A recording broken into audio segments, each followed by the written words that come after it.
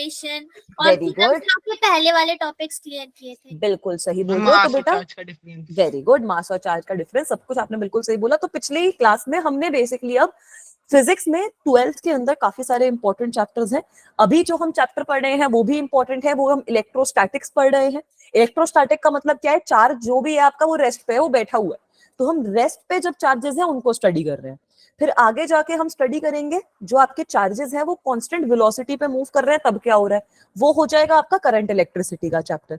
इसके बाद की जो यूनिट आ जाएगी वो तब आएगी कि आपके जो चार्जेस हैं अब वो एक्सेलरेटेड मोशन में मूव कर रहे हैं। तो एक्सेलरेटेड मोशन में जब चार्ज मूव करता है, जब उसकी वेलोसिटी कांस्टेंट नहीं रहती, तब मैग्नेटिज्म का कॉन्सेप्ट भी आ जाता है। ठीक है बच्चा, वेरी वेरी गुड। तो तभी ना इलेक्ट्रिसिटी और मैग्नेटिज्म ऐसे हाथ पकड़ के चल रहे हैं साथ में। इलेक्ट्रोमैग्नेटिक थियरी वगैरह हम सारी की सारी चीजें इस वाले अभी आपके फर्स्ट जो हाफ रहेगा, उस फर्स्ट टर्म रहेगा उसके अंदर पढ़ लेंगे। उसके बाद हम ऑप्टिक्स भी पढ़ेंगे। ऑप्टिक्स कितने बच्चों को पसंद है? ऐसे 10th में पढ़ी होगी। हाँ, काफी बहुत अच्छी होती है ऑप्टिक्स, इंटरेस्टिंग भी होती है और थोड़ा समझने में भी आसान रहती है। तो वो भी हम पढ़ेंगे। आपके मिरर्स हो गए, लेंसेज हो गए, lens maker formula, mirror formula, ये सब चीजें पढ़ेंगे। थोड़ा बहुत ना इलेक्ट्रोमैग्नेटिज्म ये सब भी पढ़ा था हमने 10th में। हाँ 10th में पढ़ा था बेटा, बहुत ब्रीफ में पढ़ा था, है ना। तो वही हम एक तरीके से अब आगे भी कंटिन्यू कर रहे हैं। 10th जब आपने 10th में पढ़ा था तब भी आपने कूलम्स लॉ पढ़ा है, पोटेंशियल के बारे में थोड़ा बहुत पढ़ा है, पोटेंशियल एनर्जी के बारे में थोड़ा बहुत पढ़ा है ना। अब हम वही सब चीजें पढ़ेंगे, बस उसमें थोड़ा सा वेक्टर वाला पार्ट भी हम ऐड कर देंगे, क्योंकि ये सारे हैं तो वेक्टर्स ही, है ना बेटा।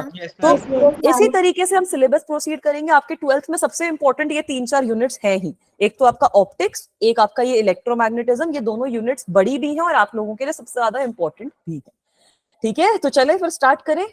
Yes ma'am. चलो, तो आज की क्लास के सबसे पहले हम एम्स देख लेते हैं क्या है। उसके बाद हम क्विकली रिकैपिचुलेट कर लेंगे जो हमने पिछली क्लास में पढ़ा है, और फिर हम आगे चलेंगे and we will start understanding कि ये सारी चीजें क्या क्या होती है। तो आज हमें बड़ी सिंपल सी चीज पढ़नी है, कूलम्स लॉ। कूलम्स लॉ पहले भी पढ़ चुके हो? यस मैम, है ना। हाँ, बहुत अच्छी बात है। तो कूलम्स लॉ पढ़ेंगे, वो चीज आप पहले भी पढ़ चुके हो। उसके बाद जो नई चीज हमें कूलम्स लॉ में पढ़नी है वो है Coulomb's law in vector form. अब फोर्स हमारी वेक्टर होती है ना, कूलम्स लॉ फोर्स के बारे में बताता है। तो ये वेक्टर जो फोर्स होती है इसको हम वेक्टर फॉर्म में कैसे रिप्रेजेंट करते हैं, we will try to understand that. फिर हम थोड़ी सी लिमिटेशंस भी समझेंगे कूलम्स लॉ की क्या होती है। उसके बाद हम समझेंगे कि सुपरपोजिशन प्रिंसिपल क्या होता है। अगर हमारे पास बहुत सारे चार्जेस हैं तो उस केस में आप किसी एक चार्ज पे फोर्स कैसे निकालोगे, है ना। दो चार्जेस के बीच में तो निकाल लोगे। वेक्टर सम कर देंगे सबका। हाँ, वेक्टर सम कर देंगे, वो वाली चीज भी करेंगे और उसके ऊपर हम ढेर सारे क्वेश्चंस भी सॉल्व करेंगे। ठीक है, उसके बाद हम कंटिन्यूअस चार्ज डिस्ट्रीब्यूशन जो होती है उसको स्टडी करेंगे कि मल्टीपल चार्जेस की जगह अगर हमारे पास कंटिन्यूअस चार्ज डिस्ट्रीब्यूशन है उस केस में क्या हो रहा है। तो करें, कूलम्स लॉ से शुरू करेंगे। उसके पहले एक बार क्विकली रिवाइज कर लेते हैं जो भी आपने पिछली क्लास में पढ़ा है। क्या क्या पढ़ा था, क्या क्या बोल रहे थे सब बच्चे? चार्जेस के बारे में, properties of charge. Very good, very good. Charges के बारे में पढ़ा था। क्या क्या प्रॉपर्टीज पढ़ी थी चार्जेस की बेटा? Conservation of charge. बिल्कुल सही, कंजर्वेशन होती है चार्जेस।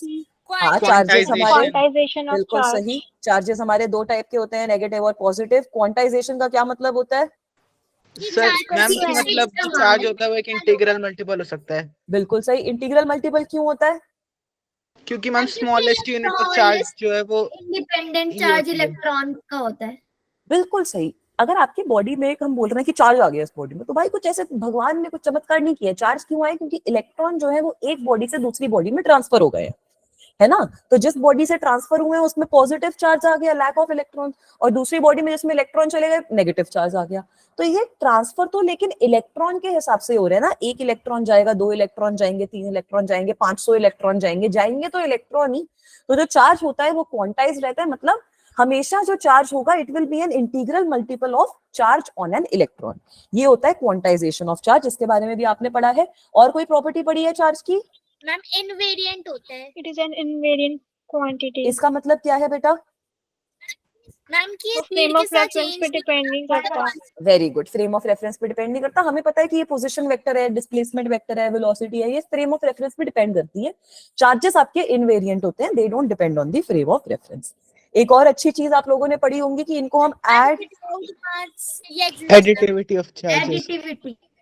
हाँ, very good, additivity of charges आप लोगों ने पढ़ा है। इसका मतलब क्या होता है कि मैम अगर किसी बॉडी पे बहुत सारे चार्ज है तो टोटल चार्ज इन सबका अलजेब्रिक सम होगा। हाँ सम चार्ज सिंपल है, जैसे होता है ना सेब होता है कि हमने एक 100 ग्राम का सेब डाला, दूसरा 200 ग्राम का सेब डाला, तो टोटल सेब का मास कितना हो गया 300 ग्राम। चार्जेस में भी वैसा ही हिसाब है। अगर मेरे पास एक बड़ा सा बैग है जिसके अंदर पहले मैंने 2 कूलम डाला, उसके बाद 1 कूलम डाला, फिर 2 कूलम निकाल लिया, तो मैं डायरेक्टली चार्जेस को ऐड या सब्ट्रैक्ट कर सकती हूँ। ठीक है, that is what is the meaning of additivity of charge. चलो बहुत बढ़िया। अब इसके बाद आप लोगों ने पढ़ा होगा प्रॉपर्टी और होती है ना कि चार्ज विदाउट मास एग्जिस्ट नहीं कर सकता। हाँ very good, charges can not exist without mass, ये भी लिख देते हैं हम, charge can not exist without mass, but mass can exist without charge. Yes ma'am, है ना, charge can not exist without mass, क्योंकि यार जहाँ पे चार्ज पहुंच गया वहां पे मास भी होगा, वो इलेक्ट्रॉन्स का मास तो आ ही जाएगा ना, बट मास जो है वो आपका चार्जेस के बिना भी एग्जिस्ट कर सकता है।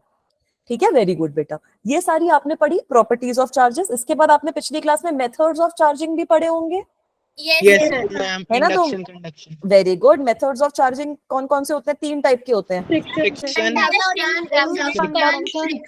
कंडक्शन, फिर इंडक्शन। ठीक है, very good. So what is the meaning of method, मतलब जो फ्रिक्शन का मेथड होता है उसमें क्या करते हैं? रब उसमें रब करते हैं। बिल्कुल सही बोल रहे हो बेटा। फ्रिक्शन का सबसे पहला मेथड हमने पढ़ा जो सबसे सिंपल होता है। फ्रिक्शन का मेथड आप सबसे ज्यादा अपने आसपास ऑब्जर्व भी करते हो, वो आपने ऑब्जर्व किया है ना कि कभी कभी जब कोम बालों में से रन करते हैं तो ऐसे बालों को अट्रैक्ट करता है वो, Yes, ma'am. है ना, या फिर वो सबसे, कभी हाँ बेटा, मैम वो रूलर और पेपर वाला एग्जांपल। हाँ रूलर और पेपर वाला एग्जांपल ले लो, कोम को ऐसे ऐसे करते हो तो वो पेपर को भी अट्रैक्ट करता है, तो ये सारा फ्रिक्शन का ही तो मामला हो गया ना। फ्रिक्शन है, जो रबिंग है, उसकी वजह से भी थोड़े से जो लूज चार्जेस है वो आपके ट्रांसफर हो रहे हैं। इसके बाद कौन सा मेथड पढ़ा था बेटा? Conduction. Conduction. Very good. Charging by conduction का क्या मतलब है?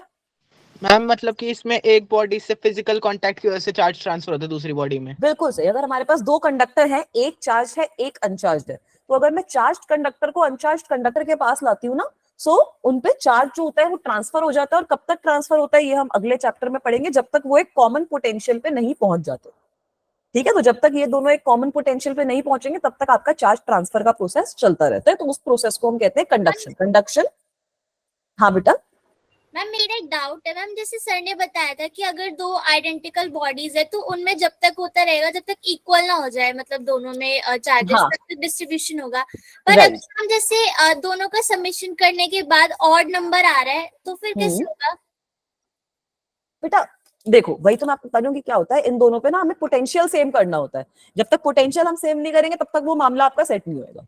ठीक है, तो ऑड नंबर वाली चीज नहीं होती चार्जेस के केस में। ऐसे 3 कूलम चार्ज को आप डिवाइड कर सकते हो ना 1.5 में, 1 कूलम जो होता है उसमें बहुत ज्यादा नंबर ऑफ इलेक्ट्रॉन्स रहते हैं, बट तो ऐसा इंटीग्रल मल्टीपल हो सकता है ना चार्ज, तो राइट। फिर मैम कैसे होगा? देखो आधा इलेक्ट्रॉन तो ट्रांसफर नहीं होगा, it will reach the closest value such that it reaches a common potential.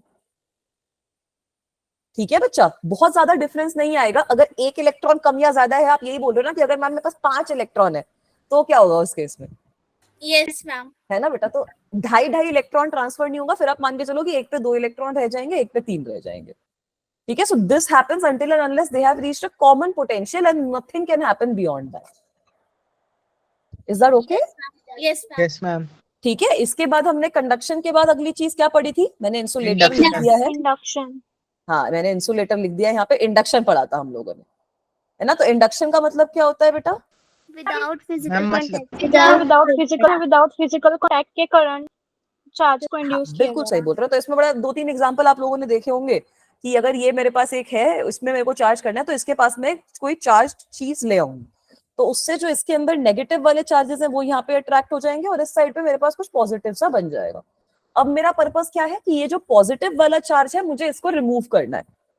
ठीक है, तो ये पॉजिटिव वाला चार्ज आप अर्थिंग से रिमूव कर सकते हो, या फिर यहाँ पर कोई कंडक्टर को टच करवा के भी रिमूव कर सकते हो, कुछ भी कर सकते हो, ताकि ये पॉजिटिव वाला चार्ज आपका रिमूव हो जाए और खाली नेगेटिव चार्ज जो है वो आपका पूरे के पूरे पे स्प्रेड हो जाए। ठीक है, तो ये वाली सारी चीजें आपने अपनी पिछली क्लास में पढ़ ली थी। इसमें किसी को कोई डाउट, कोई परेशानी, कोई दिक्कत no ma'am. No ma'am. Ma'am नहीं है? कोई भी दिक्कत नहीं है? इफेक्ट है। हाँ, फोटो इलेक्ट्रिक इफेक्ट भी होता है बेटा, वो सारी चीजें हम ना बाद में पढ़ेंगे। तो फोटो इलेक्ट्रिक इफेक्ट में क्या होता है कि लाइट जो है वो जब मटेरियल इंसिडेंट होती है, तो वो लाइट के इंसिडेंट होने की वजह से इलेक्ट्रॉन्स जो है वो थोड़ी सी एनर्जी गेन करके मटेरियल के बाहर निकल जाते हैं। ठीक है बेटा, तो वो भी एक मेथड होता है जिससे आपका जो भी मटेरियल है वो चार्ज हो जाएगा, क्योंकि अगर वो मटेरियल अपने इलेक्ट्रॉन्स लूज कर देगा तो वो चार्ज हो जाएगा। वैसे ही थर्मियोनिक एमिशन भी होता है कि अगर आप किसी मटेरियल को गर्म कर रहे हो तो वो गर्म करने की वजह से भी इलेक्ट्रॉन्स जो है वो थोड़े से अपने हाई एनर्जी स्टेट में आके रिलीज हो जाते हैं। ठीक है बेटा? Yes ma'am. Yes, ma'am. ठीक है, सब बच्चों को रेजोनेंस का मटेरियल मिल चुका है हमारा, जो हमारा प्रिंटेड मटेरियल है सारा? No ma'am. अवंती हेलोस वाला? ठीक है बेटा, तो No, मैं ma'am. उसका भी ना ट्राई करती हूँ कि जब तक प्रिंटेड मटेरियल नहीं आ रहा, मैं अगर आपको उसका लिंक भेज दूंगी तो मैं लिंक भी भेजने की कोशिश करती हूँ। ठीक है, ताकि ये वाले नोट्स तो आपके पास हुई, एक एक्स्ट्रा नोट्स भी आपके पास हो जिसमें आप क्वेश्चंस वगैरह भी सॉल्व कर पाओ। ऑलराइट, तो आगे चले बेटा, आज की क्लास में मूव ऑन करें। Yes ma'am. Yes ma'am. Very good. So now we want to understand about Coulomb's law. तो अभी तक आप लोगों ने ना काफी चीजें पढ़ ली हैं, आप लोगों ने ये सारे चार्जेस पढ़ लिए हैं, चार्जेस की प्रॉपर्टीज पढ़ ली हैं, बचपन से अभी तक ये भी पढ़ते आ रहे हो कि like charges, repel, very good, like charges repel करते हैं और अनलाइक चार्जेस अट्रैक्ट करते हैं। अट्रैक्ट। ठीक है, ऐसा होता क्यों है सोच सकते हो? ये तो बचपन से तो पढ़ते आ रहे हो, बट ऐसा हो क्यों रहा है? Why do like charges repel, why do unlike charges attract? सोचो, मेरे से भी एक बच्चे ने क्वेश्चन पूछा था, तब मैंने भी सोचा था कि हाँ, इसका आंसर क्या हो सकता है। Why does this happen? Ma'am क्योंकि जब लाइक चार्जेस होते हैं, फॉर एग्जांपल अगर हम प्रोटॉन प्रोटॉन ले तो प्रोटॉन प्रोटॉन को अगर हम क्लोज लाएंगे तो उनकी स्टेबिलिटी डिक्रीज होगी। क्यों डिक्रीज हो रही है स्टेबिलिटी? क्योंकि मैम उनको पास लाने के लिए हमें एनर्जी देनी पड़ रही है। राइट, तो बेटा हो क्या रहा है, एनर्जी देनी पड़ी क्योंकि ना दोनों पॉजिटिव है। अगर दोनों लाइक चार्जेस होंगे तो एनर्जी सबसे कम कब होती है? जब वो एक तरीके से न्यूट्रलाइज हो जाए, है ना। चार्जेस चाहते हैं कि वो न्यूट्रलाइज हो जाए ताकि वो सबसे स्टेबल एनर्जी स्टेट में आ जाए। मैम वो चाहते हैं कि वो कैंसिल हो जाए। हाँ, वो चाहते हैं कि वो कैंसिल हो जाए। उसका बिल्कुल कोई सही। नेगेटिव होगा तभी तो वो कैंसिल हो पाएगा ना। बिल्कुल सही बोल रहे हो। इसीलिए लाइक चार्जेस जो होते हैं वो रिपेल करते हैं, वो क्योंकि उनकी स्टेबिलिटी इस केस में ज्यादा बढ़ रही है, उनकी जो एनर्जी है वो और ज्यादा बढ़ रही है, वो और अनस्टेबल हो रहे हैं अगर उनको हम पास में ला रहे हैं। अनलाइक चार्जेस अट्रैक्ट इसलिए करते हैं क्योंकि अगर वो पास में आ जाएंगे, अगर वो एक दूसरे से जुड़ जाएंगे तो उस केस में वो सबसे स्टेबल पार्टिकल फॉर्म कर देंगे। ठीक है, तो ये चीज तो आप लोगों ने पढ़ ली। कूलम्स लॉ यही बताता है आपको कि अब हमने ये तो पढ़ लिया कि लाइक चार्जेस रिपेल कर रहे हैं, लाइक चार्जेस अट्रैक्ट कर रहे हैं, तो ये आपने बचपन में भी पढ़ा ही है। अब कितनी फोर्स से ये रिपेल कर रहे हैं, कितनी फोर्स से ये अट्रैक्ट कर रहे हैं, किस तरीके से ये जो चार्जेस हैं ये इंटरैक्ट कर रहे हैं, that is what Coulomb's law tells you. ठीक है, Coulomb's law deals with interaction of charges. Is this okay guys? Yes ma'am. Yes ma'am. ठीक है, तो अब इंटरैक्शन ऑफ चार्जेस का क्या मतलब हुआ? अगर मेरे पास ये दो चार्जेस है बढ़िया से, इसको हम पहले कूलम्स लॉ को ना सिंपल इसका जो मैग्नीट्यूड है फोर्स का वो समझेंगे। उसके बाद जैसे जैसे हम आगे जाएंगे वैसे वैसे we will also try to understand इसको हम वेक्टर फॉर्म में कैसे लिखते हैं। So suppose for now I am having two charges. I am having a charge Q1 and I am having another charge Q2. और इनके बीच में जो डिस्टेंस है वो डिस्टेंस हमने लिखा है r के बराबर। डिस्टेंस अब हम r से ही रिप्रेजेंट करेंगे, बचपन में पढ़ा था ना हमने 11th क्लास में पोजीशन वेक्टर को r से लिखते हैं, तो यहाँ पर भी हम सारे डिस्टेंसेस जो है वो r से ही लिखेंगे। ठीक है बेटा, तो यहाँ पर इन दोनों चार्जेस के बीच में फोर्स किस तरीके से एक्ट कर रही है वो हमें बताता है कूलम्स लॉ। तो सबसे बड़ी दो अजम्पशन जो कूलम्स लॉ हमें बताता है, या फिर एक अजम्पशन मान लो, एक आपकी एक और चीज मान लो, वो क्या होती है कि ये जो चार्जेस हैं वो पॉइंट है। These are point charges. Very good. Point charge का क्या मतलब होता है बेटा? मैम जिनका रेडियस एक तरह से नेग्लिजिबल है। वेरी गुड, इसका मतलब है कि ये जो भी इन चार्जेस का रेडियस है ना, नेग्लिजिबल नहीं है, ये जो डिस्टेंस है इनके बीच में उससे बहुत कम है। यस मैम, उसके कंपैरिजन में नेग्लिजिबल। हाँ, उसके कंपैरिजन में इनके बीच में जो इनका रेडियस है that is negligible as compared to the distance between these two charges. That is what means that हाँ, हम इनको पॉइंट चार्ज की तरह कंसिडर कर रहे हैं। और दूसरा एक बड़ी इंपॉर्टेंट चीज ये होती है कि ये जो फोर्स अब आपकी आएगी, ये जो आपकी फोर्स आती है, it is always along the line. Straight line आएगा. हाँ, Joining. It is always along the line joining the charges. ठीक है, मतलब इसका ये नहीं है कि अगर मेरे पास दो चार्जेस ऐसे हैं और इनकी लाइन जॉइनिंग ये है तो फोर्स ऐसे एक्ट कर रही है, ऐसा नहीं होगा। जो ये line joining the two charges है ना, उसी के अलोंग फोर्स एक्ट करेगी। अगर ये दोनों पॉजिटिव है तो कुछ इस तरीके से फोर्स एक्ट करेगी दोनों पे, yes ma'am.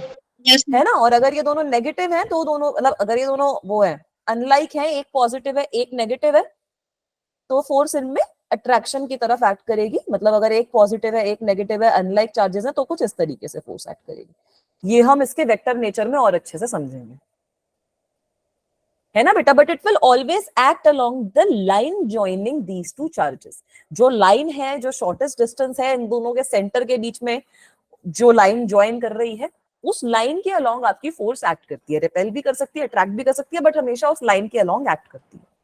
Is that okay guys? Yes ma'am. ठीक है, यहां तक क्लियर है? अब फोर्स की वैल्यू पे आ जाए। Yes ma'am. ठीक है, अब बेटा कूलम ने करे ढेर सारे एक्सपेरिमेंट। वो ढेर सारे एक्सपेरिमेंट करने के बाद उन्होंने ये बताया कि ये जो फोर्स है इसका मैग्नीट्यूड जो है, हम मैग्नीट्यूड की बात कर रहे हैं अभी, डायरेक्शन की बात हम वेक्टर लॉ में और डिटेल में कर लेंगे, बट फोर्स का जो मैग्नीट्यूड है it is directly proportional to the magnitude of, मतलब to the product of these two charges. ठीक है, इसका मतलब क्या है कि जितना मैं चार्ज को बढ़ाऊंगी उतनी ज्यादा उनके बीच में फोर्स एक्ट कर रही है। Is this okay? Yes ma'am. ठीक है, कूलम ने सबसे पहले ये चीज बोली। दूसरी चीज क्या बोली कि ये जो फोर्स है it is inversely proportional to the distance. जो भी ये चार्जेस हैं इनके बीच का जो डिस्टेंस है उसके इनवर्सली प्रोपोर्शनल है मामला।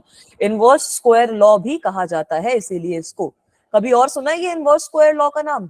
यस मैम, ग्रेविटेशन में सुना था। Very good, very good, gravitational force. बिल्कुल सही बोल रहे हो। ग्रेविटेशनल फोर्स भी जो होती है वो भी आपकी इनवर्स स्क्वायर लॉ फॉलो करती है। उसके बारे में भी अभी हम देखेंगे कि ये ग्रेविटेशनल फोर्स और ये वाली फोर्स कैसे हम कंपेयर कर सकते हैं। ठीक है, तो हमने क्या देखा कि फोर्स का जो मैग्नीट्यूड है it is directly proportional to Q1 Q2 and it is inversely proportional to 1/r²। Inverse proportion का क्या मतलब है कि अगर आप डिस्टेंस को कम करोगे तो फोर्स जो है वो बढ़ जाएगी। ये तो आप इमेजिन भी कर सकते हो ना, सब लोगों ने वो खेला है, मैग्नेट वाला जो गेम होता है वो खेला है कि दो मैग्नेट है उनको पास मिलाओ तो चिपक जाएंगी। Yes ma'am. तो देखा है कि जब आप उसको बहुत पास ले आते हो ना तब वो चाहती है बस आपके हाथों पे फोर्स लगाए कि बस अब मैं चिपक ही जाऊं, है ना बेटा।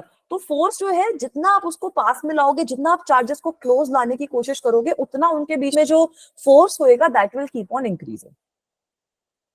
Is that okay? Yes ma'am. ठीक है, तो अब यहां से हमारे पास फोर्स का मैग्नीट्यूड आ जाता है। फोर्स का मैग्नीट्यूड कैसे आता है? F comes out to be directly proportional to, अब फोर्स जो है वो आपकी डायरेक्टली प्रोपोर्शनल आ गई किस चीज के? Q1 Q2 अपॉन r² के। बिल्कुल से। और यहाँ पे अब हम कांस्टेंट ऑफ प्रोपोर्शनैलिटी लगा देंगे, क्या दिक्कत है ना? कांस्टेंट ऑफ प्रोपोर्शनैलिटी लगा दो K Q1 Q2 upon r²। ठीक है, जहां पे K आपका एक कांस्टेंट ऑफ प्रोपोर्शनैलिटी है और ये K हमारे लिए बहुत जरूरी है बेटा। क्यों जरूरी है? क्योंकि K की जो वैल्यू है it depends on the medium. Medium depend होता है। वेरी गुड बेटा,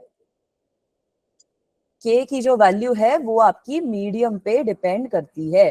value of K depends on the medium which is joining these two charges. Is it okay?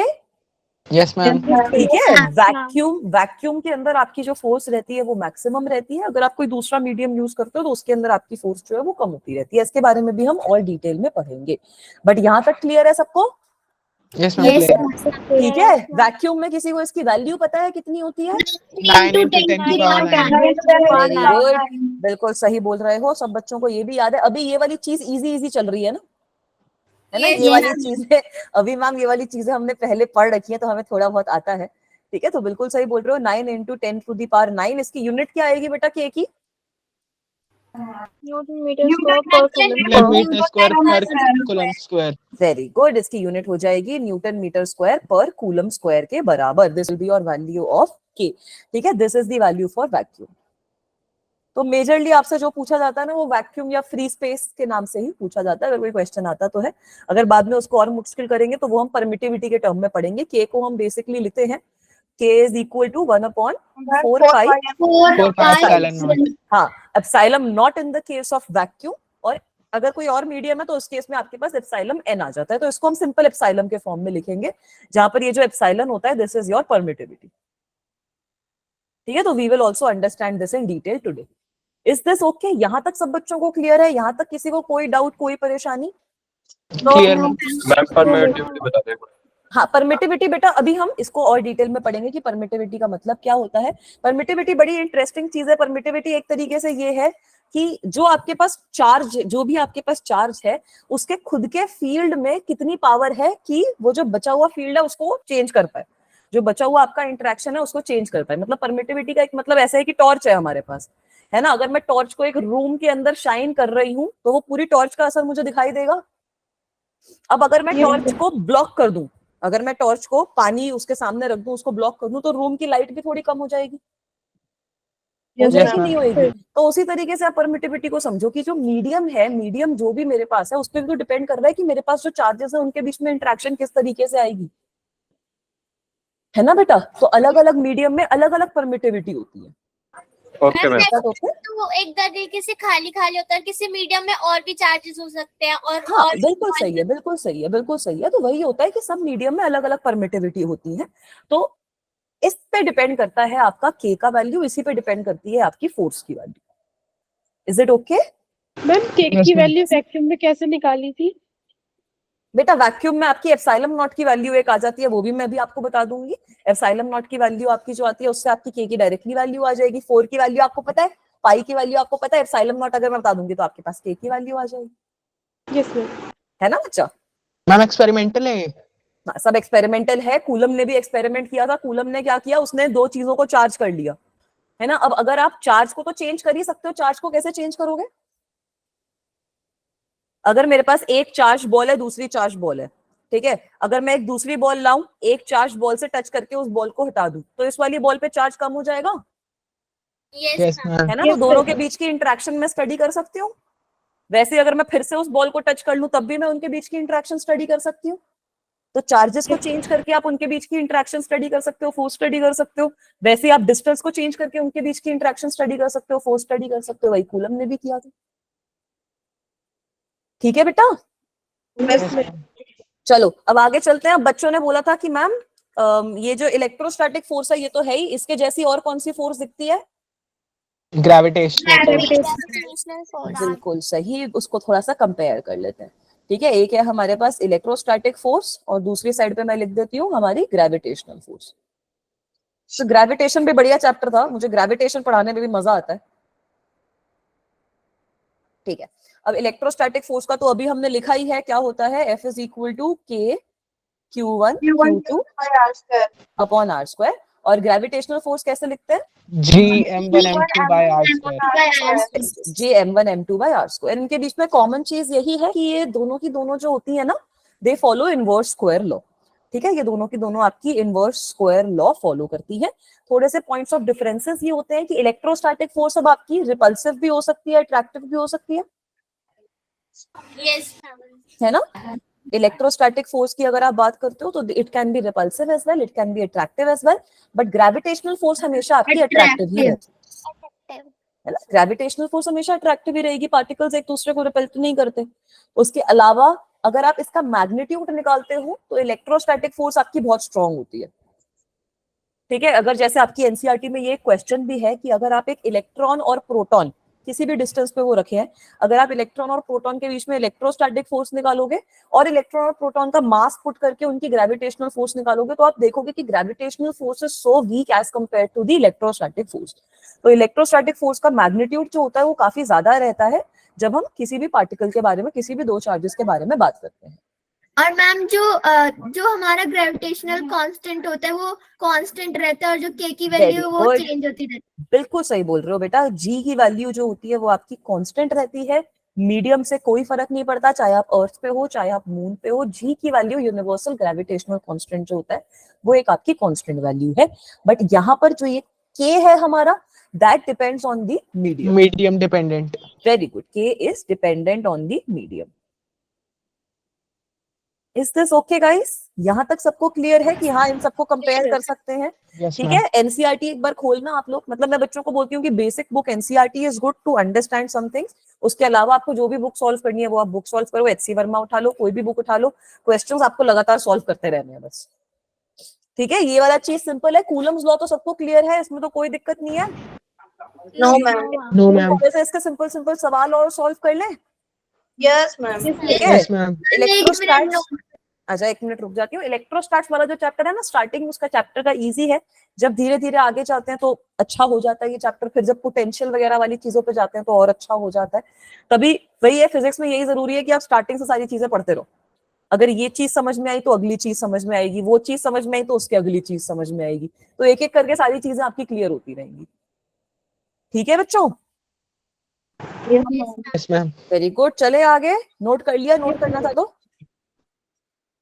Yes चलो। तो बड़ा ही सिंपल सा सवाल, सब बच्चे सॉल्व करेंगे और मुझे करेक्ट ऑप्शन बताएंगे क्या आ रहा है। पोल बना रही हूं मैं इसका। Is it visible guys? नहीं, आई थिंक कुछ दिक्कत हो गई ना। मैम क्वेश्चन कौन सा है? Yes, मैम चेंज हो गया क्वेश्चन पहले दूसरे। गिव मी अ सेकंड बेटा, I think there has been a गड़बड़। Give me a second, I will share my screen again. मैंने कोई गलती से वो दबा दिया है, होता है ना कीबोर्ड पे दबा देते हैं गलती से कोई button. Right, here is the question. Let me put it on slideshow mode. And let me share it with you guys. मजा आ रहा है ना क्लास में? ऐसे बोर तो नहीं हो रहे कि नहीं मैम बोर हो नो रहे? मैम बस ठीक है, इंपॉर्टेंट चीज ये। अब दिख गया क्वेश्चन? No ma'am. एक सेकंड रुको। मैम दिख गया। दिख गया तो चलो सॉल्व करना शुरू करो, तब तक मैं इसको पोल क्वेश्चन बना रही हूँ। नहीं दिखा? हाँ तो हम फिर नहीं एक सेकंड दिखा। रुको। जिन बच्चों को नहीं दिखा उनका इंटरनेट थोड़ा सा स्लो है, जिन बच्चों को दिख गया कांग्रेचुलेशन, आपके इंटरनेट की स्पीड थोड़ी फास्ट है। अभी विजिबल हुआ बेटा सबको? No ma'am. No ma'am. Ma'am दिख रहा है मुझे। दिख रहा है ना बेटा? एक बार बाकी बच्चों को जिनको नहीं दिख रहा वो रिफ्रेश करेंगे।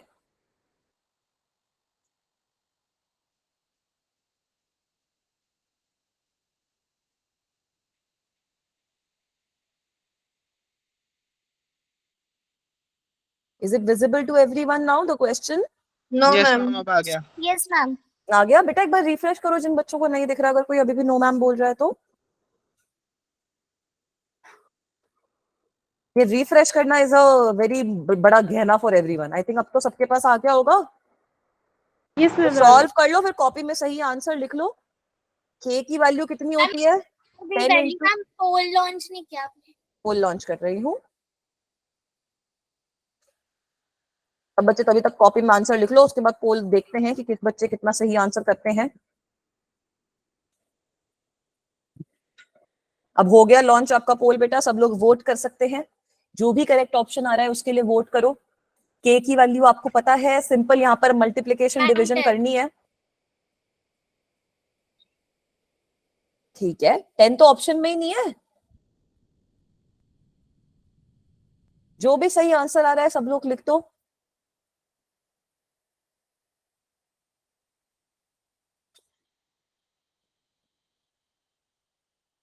क्वेश्चन सॉल्व करना जरूरी है हमारे लिए। ये जो कैलकुलेशन है, मैथमेटिकल कैलकुलेशन, इसमें भी फास्ट होना जरूरी है।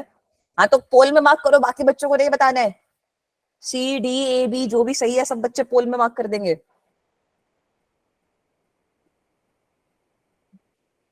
ये पोल से ऐसे फील आ जाती है कि हाँ जेई की तैयारी कर रहे हैं ma'am, A B C D option में से मार्क कर रहे हैं मैम। ठीक है चलो अब सॉल्व करते हैं हम लोग भी इस क्वेश्चन को बेटा। बहुत सिंपल क्वेश्चन है, सब कुछ इस क्वेश्चन में आपको ऑलरेडी, सब कुछ आपको ऑलरेडी गिवन है। बिल्कुल सही बोल रहे हो, वैल्यूज पुट करनी है। मैग्नीट्यूड आपको दोनों का गिवन ही है। ठीक है, Q1 की वैल्यू आपको कितनी गिवन है? 2 माइक्रोकूलम। वेरी गुड बेटा। ये जो म्यू होता है ये होता है हाँ, माइक्रो। सर, माइक्रो का मतलब है 10 की पावर -6 10 की पावर -6 -6 कूलम। बिल्कुल सही बोल रहे हो बेटा। Q2 की वैल्यू कितनी होती है? Q2 की वैल्यू भी आपकी 2 माइक्रोकूलम ही है ना? इसकी वैल्यू भी आपकी मैम 2 × 10⁻⁻⁶ कूलम ही हो गई। डिस्टेंस आपको गिवन है, R की वैल्यू आपको गिवन है 0.5 मीटर। अब पूरा क्वेश्चन यहाँ पे मैंने इस फॉर्म में लिख दिया। हमेशा क्वेश्चन को ऐसे ही रिप्रेजेंट कर लो, गिवन के फॉर्म में लिख लो, फिर फॉर्मूला लिख लो। क्या यूज करना है? K Q1 Q2 upon R²। K की वैल्यू है ma'am 9 × 10⁻⁹ multiplied by 2 × 10⁻⁻⁶ multiplied by 2 × 10⁻⁻⁶ divided by 0.5 × 0.5। हो जाएगा अब ये solve? Yes ma'am. Yes ma'am ठीक है, हम कर दिया था सी ऑप्शन। वेरी गुड, बिल्कुल सही बोल मेरा भी रहे सी हो। आ रहा है। ठीक है यार, ये सॉल्व करने के लिए ना जैसे मैं क्या करती थी, ये 10 वाली टर्म्स अलग कर देती थी, ये वाली टर्म्स अलग सॉल्व कर लेती थी। जैसा आप लोगों को कंफर्टेबल है, हम ऐसे ही करते हैं। हाँ बस जैसा आप लोगों को कंफर्टेबल है वैसे ही अपना क्वेश्चन सॉल्व कर लो, कोई दिक्कत की बात नहीं। तो फोर्स की वैल्यू आप लोगों के पास आएगी 0.144 Newton.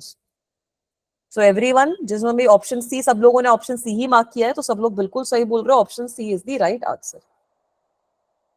Is this okay guys? Question simple था, चलूं आगे? Yes, ma'am. Yes ma'am clear. ठीक है, चलो एक दो और सिंपल क्वेश्चन सॉल्व करते हैं। ये क्वेश्चन भी सॉल्व करेंगे, इसका भी पोल बना रही हूँ। सब लोग रीड कर लो अच्छे से, क्वेश्चन को सॉल्व करो, उसके बाद आंसर करना है। ये सारे क्वेश्चंस आप अपनी ना प्रीवियस क्लासेस में भी सॉल्व कर चुके हो, ठीक है? ये वाले क्वेश्चंस यहाँ पर इजी रहते हैं। इस चैप्टर में जो ज्यादा इंपॉर्टेंट क्वेश्चंस आते हैं वो तब आएंगे जब हम सुपरपोजिशन वाला प्रिंसिपल जो है ना, कि अगर हमारे पास मल्टीपल चार्जेस हैं तब क्या हो रहा है मैम, वो वाली चीज जब पढ़ेंगे तब बहुत अच्छे अच्छे क्वेश्चंस बनते हैं, क्योंकि तब मैं कितने भी चार्जेस लगा सकती हूँ। थोड़े से एसएचएम वाले क्वेश्चन भी कंबाइन कर दूंगी कि अगर एक चार्ज को जरा सा हिला दिया तब क्या होगा, तो तब आप लोगों को और मजा आएगा कि हाँ मैम ये इंटरेस्टिंग क्वेश्चन है। तो ये वाला पोल भी लॉन्च कर दिया है बेटा, इसका आंसर भी सब बच्चे पोल पे मार्क कर दो। पोल इसीलिए सॉल्व करवाती हूँ ताकि थोड़ी फील आ जाए कि हाँ मैम क्वेश्चन सॉल्व कर रहे हैं मैम, बढ़िया बढ़िया। ओके, यहाँ पर हमारे पास दो किस्म के वोट आ रहे हैं, अलग अलग ऑप्शंस को अलग अलग वोट जा रहे हैं। वेरी गुड बच्चों, करते रहो वोट।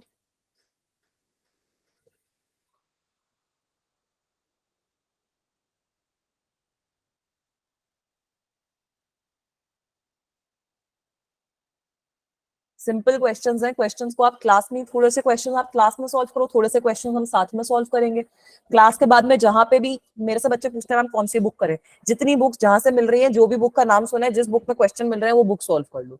कोई ऐसे कुंजी नहीं है जेई के पेपर के लिए। जेई के पेपर के लिए दिमाग में कॉन्सेप्ट क्लियर होना चाहिए। क्वेश्चन सिंपल से सिंपल होगा, मुश्किल से मुश्किल होगा, कॉन्सेप्ट क्लियर है, अगर आपने मल्टीपल क्वेश्चन सॉल्व कर रखे हैं तो वो सॉल्व कर लो। ठीक है बच्चों, चलो इसके भी आंसर देखते हैं। सब बच्चों ने बहुत अच्छे से आंसर करे हैं इसके भी। एक बच्चे ने, किसी ने कुछ गलत ऑप्शन मार्क किया है, बाकी बच्चों ने सही ऑप्शन मार्क किया है बेटा। तो यहाँ पर आपको क्या बोला है, you are having two charges of equal magnitude, फिर से इक्वल मैग्नीट्यूड के चार्जेस हैं, और they are at a distance R and they are exerting a force F on each other. ठीक है, ये दो चार्जेस हैं, क्यू क्यू, डायग्राम बना देते हैं ताकि बच्चों को दिक्कत ना है। They are at a distance R and they are exerting a force of F on each other, मतलब एफ की वैल्यू है K Q square upon R square.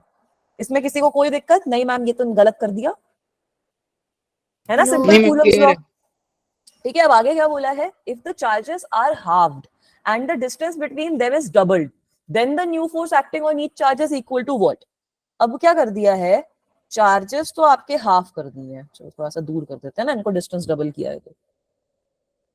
अब आपके जो चार्जेस हैं उनको हाफ कर दिया है, q/2 हो गया और q/2 हो गया है, और दोनों के बीच का जो डिस्टेंस है इसको डबल कर दिया है, 2r के बराबर कर दिया है।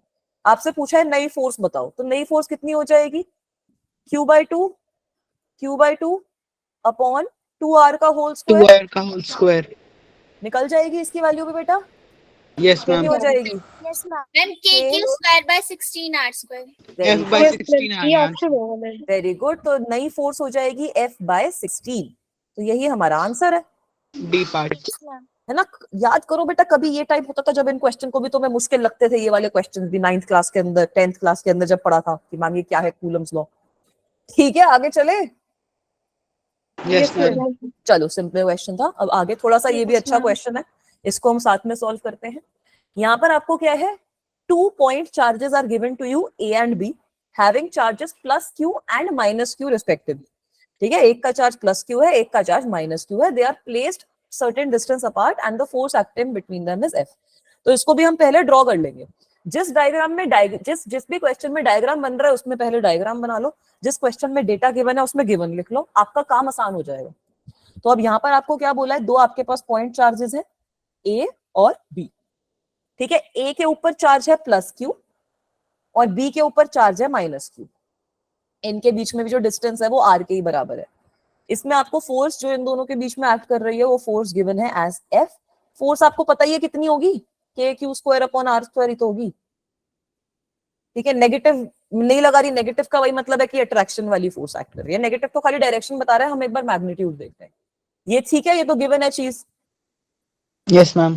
अब बेटा इसके आगे आपको एक बढ़िया चीज गिवन है, इसके आगे आपको क्या बोला है कि अब अगर 25% चार्ज ए का, अब अगर क्या किया है, ए के ऊपर जो चार्ज था, दिस इज ए, अब इसका 25% चार्ज आपने बी पे ऐड कर दिया, ठीक है, तो दोनों के चार्जेस कुछ अलग अलग हो जाएंगे, दोनों का डिस्टेंस अभी भी सेम है, दोनों का डिस्टेंस अभी भी सेम है, आर के बराबर है, बट 25% आपने ए का charge, 25% charge of A you have transferred it to B. Then what will happen between the charges? What will be the value of force between them? That is what you are being asked. Is the question clear? Yes ma'am. Ma'am इसका ठीक सी है. Option है. C option आ रहा है ma'am. ठीक है, चलो C option भी चेक कर लेते हैं. तो कैसे करेंगे इसको? सबसे पहले QA की वैल्यू निकाल लो. QA मैम कितना वो होगा? 1/4 हो जाएगा. देंगे Q/4 उस पे से. हाँ, 1/4 उसमें से माइनस हो जाएगा ना बेटा. Ma'am Yes. ये प्लस 3Q/4 हो जाएगा, माइनस हाँ, 3Q/4 हो जाएगा. 3Q/4 हो जाएगा.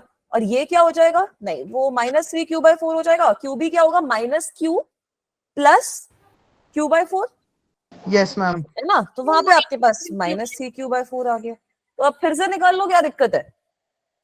अब फिर से फोर्स निकाल लो इन दोनों के बीच में. नहीं तो फोर्स कितनी आ जाएगी? K into 9Q² R square है ना. So this is equal to 9/16 of the original force. ठीक है. So the answer, the correct option in this case will be option number C. Simple enough. Ma'am 3Q/4 yes ma'am. कैसे ठीक है, आया? ये मुझे समझ नहीं आया. अच्छा, ये चीज समझनी है, मैं समझाती हूँ. ए पे आपको क्या बोला है कि ए का 25% जो चार्ज है वो आपने बी पे ट्रांसफर कर दिया. ए का पहले चार्ज था क्यू. अगर इसमें से 25% माइनस कर दोगे तो क्या आएगा? इसका मतलब हो जाएगा ना Q-Q/4 है ना. तो बेटा ए पे आपका कितना चार्ज आ जाएगा? 3Q/4. और बी पे आपको क्या बोला है कि जो ये 25% ऑफ चार्ज है अब ये बी पे ऐड हो जाएगा. बी का पहले चार्ज था -Q. अब यहाँ पर आप ये 25% वाला जो चार्ज है वो ऐड कर दो, है ना. तो ये आपके पास आ जाएगा -3Q/4. Is it okay? Okay ma'am. समझ में आया सबको? कोई Yes, दिक्कत ma'am. तो नहीं हुई? सिंपल क्वेश्चन है. Yes ma'am. क्लियर. ठीक है, आगे चलूं. Yes ma'am. चलो. अब ये क्वेश्चन ऐसे लंबा चौड़ा क्वेश्चन है, इसको देख के डरना नहीं है, सिंपल क्वेश्चन है ये भी. ठीक है, तो चलो इसको थोड़ा सा सॉल्व करने की कोशिश करो. क्वेश्चन रीड करो, समझने की कोशिश करो ताकि सॉल्व कर पाओ. This is a good question. मतलब इसमें थोड़ा चार्जिंग वगैरह का जो कॉन्सेप्ट है हमारा वो भी हम यूज कर रहे हैं कि होता क्या है अगर आप दो लाइक जो आपके पास है उनको आप क्लोज में लाते हो तो.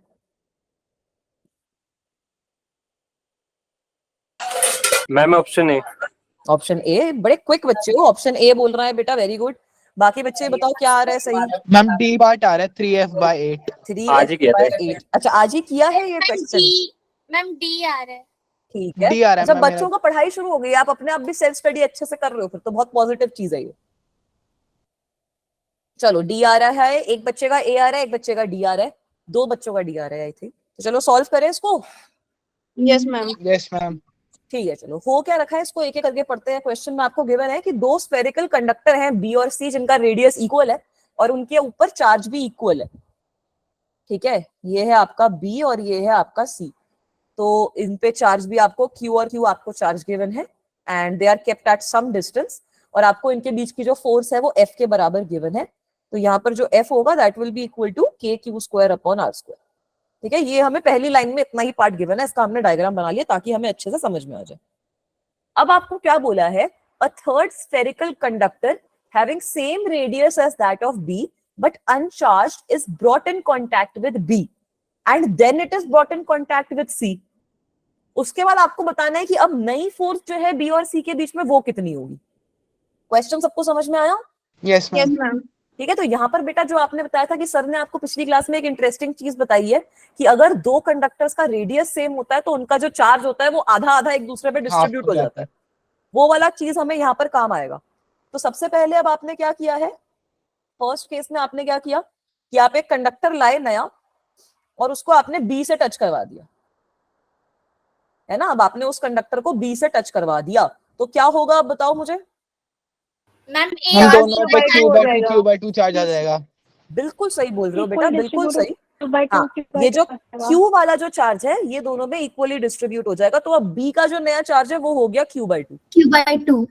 है ना. B का जो नया चार्ज है वो हो गया Q/2. अब ये वाला जो कंडक्टर है हमने ये यहाँ से हटा दिया. ठीक है, ये जो Q/2 वाला कंडक्टर है इसको हमने यहाँ से हटा दिया. B पे हमारा चार्ज हो गया Q/2 के बराबर. अब हमने क्या किया, इसी कंडक्टर को हम सी से टच करवा रहे हैं, इसी कंडक्टर को, ये येलो कंडक्टर से मैं बना देती हूँ, इसी कंडक्टर को अब हम सी से टच करवा रहे हैं। तो अब मुझे इसमें फाइनल चार्ज निकालना है, कैसे निकालेंगे? 3q/4। कैसे आएगा बेटा 3q/4? Ma'am q/2 plus q और मैम, मैम Q उसका एवरेज निकाल देंगे। बिल्कुल सही, हाफ बिल्कुल कर सही देंगे। बोल रहे हो। तो यहाँ पर बच्चों ने क्या बोला कि मैम एक पे q/2 है, एक पे q है, तो जो चार्ज होएगा that will B q plus q/2 divided by 2, यही बोल रहे हो ना? Yes ma'am. है ना? सो ये कितना हो जाएगा, 2 + 1 3 3q/4 q/4। तो अब इन दोनों पे कितना चार्ज हो गया, 3q/4, 3q/4। ठीक है बेटा, तो अब एक तरीके से मेरा काम कंप्लीट हो गया, मेरे पास दोनों के चार्जेस आ गए, दोनों के बीच में डिस्टेंस तो सेम r है ही, तो मैं दोनों फोर्सेस को बहुत इजीली कंपेयर कर सकती हूँ। तो अब मेरे पास क्या हो गया बेटा, now I am having a situation where I am having b and I am having c, and b पे चार्जेस कितना, q/2, q/2। एंड c पे कितना चार्ज है, 3q/4। 3q/4। 3q/4 very good. और दोनों के बीच में जो डिस्टेंस है वो हमें पता ही है, distance is equal to r। r। तो यहाँ पर जब मैं नई फोर्स लिखूंगी तो निकाल लेंगे, अब तो नई फोर्स कितनी हो जाएगी, k 3f/8। 3q/8 very good, 3q². Very good, divided by r²। So it will be equal to 3q² / 8r²। तो इसका मतलब यही है कि जो नई फोर्स है, new force F prime 3f/8 is equal to 3f/8। 3/8 f। बिल्कुल सही बेटा। So is yes this ma'am. Clear? तो ये हमारा करेक्ट ऑप्शन आ गया, ऑप्शन डी। ठीक है, सिंपल था। Yes ma'am. तो अब यस मैम, क्लियर। यहाँ तक आप कूलम्स लॉ वाला जो पार्ट है वो अच्छे से समझ में आ जाना चाहिए। कूलम्स लॉ में तो अब कोई दिक्कत नहीं होनी चाहिए। ठीक है बेटा, यस Yes, मैम। ma'am. चलो। तो अब हम आते हैं, जो हमें ये मैम कांस्टेंट मेरे तो k पिछली है, स्लाइड दिखाना, देखो बेटा, देख लो मम्मी इससे पहले वाली. इससे पहले वाली। अच्छा ये लो, ओके मैम, थैंक ठीक यू है, मैम. हो गया। चलो आगे चले। Yes ma'am. Alright, so now we want to understand more about this term relative permittivity of a medium. ठीक है, तो अभी हमने वो जो k का कांस्टेंट वाला चीज है ना, वो हमें और अच्छे से स्टडी करना है। तो हमें पता है कि अगर हमारे पास दो चार्जेस हैं तो हमने फोर्स की वैल्यू लिखी थी k q1 q2 upon r², जहां पर k जो है that is medium dependent. Apples.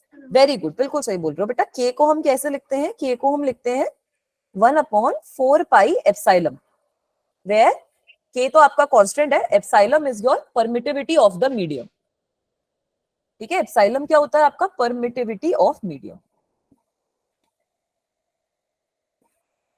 तो मीडियम का यही मतलब है कि अगर मेरे पास अब ये चार्जेस जो हैं वो मैं पानी में डाल दूं, ये चार्जेस को मैं ग्लास में रख दूं, एयर की जगह मैं कहीं और अगर इनको ले जाऊं, फ्री स्पेस में ले जाऊं, तो हर जगह पे जो चार्जेस के बीच में फोर्स होती है वो अलग अलग होती है। ठीक है, जो ये फोर्स होती है वो अलग अलग होती है। एप्सिलॉन की वैल्यू आपकी सबसे कम होती है फॉर वैक्यूम, इसीलिए आपकी फोर्स जो होती है वो वैक्यूम के केस में सबसे ज्यादा होती है। ठीक है, जैसे जैसे आप मीडियम चेंज करते हो वैसे वैसे एप्सिलॉन की वैल्यू आपकी इंक्रीज करती है। ठीक है, जैसे जैसे आप मीडियम चेंज करते हो एप्सिलॉन की वैल्यू आपकी इंक्रीज करती है और फोर्स की वैल्यू आपकी कम हो जाती है। Is this okay? Can you guys see this? Yes ma'am. ठीक है, तो ये आपकी एप्सिलॉन जो होती है, this is the permittivity of medium. अगर फ्री स्पेस की हम बात कर रहे हैं, अगर हमारे पास फ्री स्पेस है, तब हम फ्री स्पेस के केस में, आपको पता ही है सब बच्चों को वैल्यू इसकी, फ्री स्पेस के केस में हम इसको लिख देते हैं एप्सिलॉन नॉट। 8.85 into 10 की power -12। 8.85 into 8/4 into 10 raised to power -12। इसकी यूनिट क्या होती है, इसकी यूनिट आप यहाँ से निकाल सकते हो। इसकी यूनिट हमारे पास आती है per Newton per coulomb meter square square. Plus Newton. Coulomb square पर न्यूटन। ये जो वैल्यू होती है ये बेटा आपकी सबसे मिनिमम है। तो यहाँ पर हमारे केस में जो फ्री स्पेस के अंदर आपकी फोर्स होती है वो सबसे ज्यादा आती है। जैसे जैसे आप अपना मीडियम चेंज करते रहोगे वैसे वैसे एप्सिलॉन की वैल्यू बढ़ती रहती है और जो ये फोर्स होती है इसकी वैल्यू आपकी कम होती रहती है। Is it okay? Yes ma'am. ठीक है, तो इसमें मैं क्या बोल रही हूँ कि फ्री स्पेस के अंदर एप्सिलॉन मिनिमम है, means that epsilon naught is minimum for free space. Epsilon naught is minimum for free space. If I am talking about force, then force F naught is maximum for free space. Maximum for free space. अगर मैं कोई भी और medium change कर दूंगी तो medium change करते ही मेरी जो एप्सिलम होगी उसकी वैल्यू भी बदल जाएगी, उसकी वैल्यू भी हमारी चेंज हो जाती है, ठीक है। और एप्सिलम ऑफ मीडियम जो होता है वो हमेशा वैक्यूम से ज्यादा होगा, तो हमेशा उसके अंदर जो फोर्स होगी वो मिनिमम आती है। तो अगर मैं किसी मीडियम के बारे में अब बात कर रही हूँ, if I am writing epsilon n, so this means permittivity of any medium, permittivity of a medium, कुछ भी मीडियम हो सकता है ये। वैक्यूम की जगह अगर मैं नॉर्मल एयर की बात कर लूं तो वो भी एक मीडियम ही है, उसमें भी हल्का सा डिफरेंस तो आता ही है ना बेटा। अगर मैं एप्सिलम m की बात कर रही हूँ which is the permittivity of a medium, तो इस केस में एप्सिलम m की वैल्यू जो होती है it is always greater than the value of epsilon naught. तो इसका मतलब यही है कि अगर आप फोर्स की बात करोगे तो किसी भी मीडियम में अगर आप दोनों चार्जेस को रख रहे हो तो मीडियम में रखने की वजह से फोर्स जो होगी वो आपकी वैक्यूम के केस से हमेशा कम ही आती है। Is this okay guys? Yes ma'am. पक्का? Ma'am values temperature and pressure पे डिपेंड करती हैं। इस पे फिर से बोलो बेटा। बेटा एक बार मुझे आपके प्रेशर एंड क्वेश्चन टेम्परेचर पे डिपेंड करती हैं ये values. I don't think so. एक बार I'll try to find more about this. I don't think that they depend on pressure and temperature. They depend on the medium, and that is why they're constant for that particular medium. I'm not so sure if they depend on temperature and pressure. I will search more on this and come back to you. ठीक है बच्चा? Okay ma'am. अब यहाँ पर अगर मैं अब थोड़े से मीडियम्स के बारे में बात कर लूं, जैसे अगर आप वाटर की बात करते हो, अगर मैं वाटर के बारे में लिखूं तो वाटर के केस में जो ये वैल्यू हो जाती है it is 7.12 into 10⁻⁻10 coulomb square पर न्यूटन मीटर स्क्वायर। तो देख रहे हो मतलब 10 के फैक्टर का डायरेक्टली डिफरेंस आ रहा है। अगर मैं अब ग्लास के केस में सपोज बात कर रही हूँ तो ग्लास के केस में नियरली ये जो वैल्यू होती है वो होती है 3 के आसपास, 3 into 10⁻⁻11 कूलम स्क्वायर प्लस पर न्यूटन मीटर स्क्वायर। तो यहाँ पे आप देख सकते हो कि एप्सिलम नॉट की जो वैल्यू है उसके कंपैरिजन में ये वाली जो हमारी वैल्यूज है ये काफी बड़ी है। अब इनको फॉर्मूला में लाने के लिए, इनको डिस्क्राइब करने के लिए कि इनको हम वैक्यूम के टर्म्स में कैसे लिखते हैं, उसके लिए हमारे पास एक टर्म आ जाती है रिलेटिव परमिटिविटी। रिलेटिव का मतलब क्या होता है? किसी चीज के रिस्पेक्ट में, किसके रिलेशन में, कंपेयर करके किसी चीज से। बिल्कुल सही बोल रहे हो बेटा, किसी चीज के रिलेशन में। तो यहाँ पर हम किससे कंपेयर करेंगे? वैक्यूम से। वैक्यूम की वैल्यू हमें पता है, तो अब मैं सारे के सारे मीडियम्स की इतने लंबे लंबे डिजिट लिखूंगी, उससे बेटर है कि मैं रिलेटिव परमिटिविटी निकाल लूंगी। रिलेटिव परमिटिविटी का क्या मतलब है? It is equal to permittivity of a medium divided by epsilon naught. कि मीडियम की जो परमिटिविटी है वो कितनी ज्यादा है एज कंपेयर टू वैक्यूम। ठीक है बेटा, is that okay? Yes ma'am. ठीक है। तो अब आप यहाँ पे एप्सिलम आर की जो वैल्यू होती है it is from 1 to infinity, कुछ भी वैल्यू ये ले सकता है। तो अगर अब मैं फोर्स लिखती हूँ किसी भी मीडियम में तो फोर्स की वैल्यू मेरी कितनी हो जाती है? फोर्स बिकम्स इक्वल्स टू के की जगह हम क्या लिखेंगे? 1/4 पाई। अब हम एप्सिलम ऑफ मीडियम की बात करते हैं, तो मीडियम की बात करते हैं का क्या मतलब हो गया? Epsilon are into epsilon not, ठीक है, multiplied by Q1 Q2 upon R square. Yes ma'am. Is this okay? Yes ma'am, clear. So now you guys can see कि जो भी मेरी किसी भी मीडियम में फोर्स है it is one by epsilon R times the force in vacuum, है ना। I can write that force in a medium is equal to one by epsilon R times force in vacuum. Can I write this? Yes ma'am. Yes So you can see that it will always be less as compared to force in vacuum. अगर आप किसी भी और medium में लेके जाते हो, हम बाद में देखेंगे कि ये जो relative permittivity होती है इसको हम डाइलेक्ट्रिक कांस्टेंट के टर्म्स में भी लिखते हैं, कैपेसिटर्स वगैरह की जब हम बात करेंगे और डिटेल में हम इसको समझेंगे। तो फोर्स जो होती है वो हमारी कम हो जाती है। सिंपल है ये। परमिटिविटी तो होती है डाइलेक्ट्रिक कांस्टेंट। हाँ, वही हम पढ़ेंगे कि ये relative permittivity आपकी डाइलेक्ट्रिक कांस्टेंट के टर्म्स में भी आ जाती है। तो एक बार पिछला वाला स्लाइड दिखा दीजिए एक मिनट। देख लो आप, जैसे यहाँ पर अब आपके पास वाटर की भी वैल्यू है, ग्लास की भी वैल्यू है, तो इस केस में आप रिलेटिव परमिटिविटी निकाल भी सकते हो। जितना मुझे याद है ग्लास के केस में आपकी रिलेटिव परमिटिविटी की वैल्यू जो आती है वो 7 के आसपास आती है, और वाटर के केस में आपके पास 8 के आसपास आएगी। ठीक है, वो आप थोड़ा सा अपने आप भी निकालने की कोशिश करना, सिंपल चीजें हैं।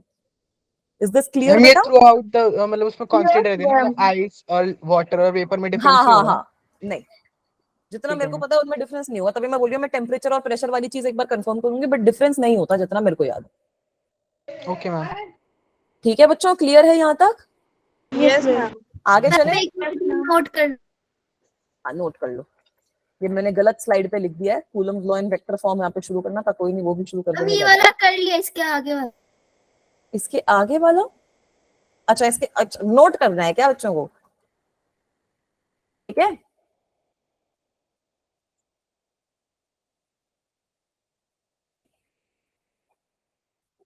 कर लिया नोट सब बच्चों को? वैसे अच्छा है शॉर्ट नोट्स भी बना लिया करो, मेरे को लगता है अगर शॉर्ट नोट्स बनाते हो तो ज्यादा अच्छे से समझ में आता है, वरना फिर समझ नहीं आएगा। ये सच है या नहीं है? मतलब मैं Yes, ऐसा ma'am. फील करती थी जब मैं ऐसे आप लोगों की एज की थी कि अगर मैं कुछ लिख नहीं रही तो मुझे क्लास में समझ नहीं आ रहा है।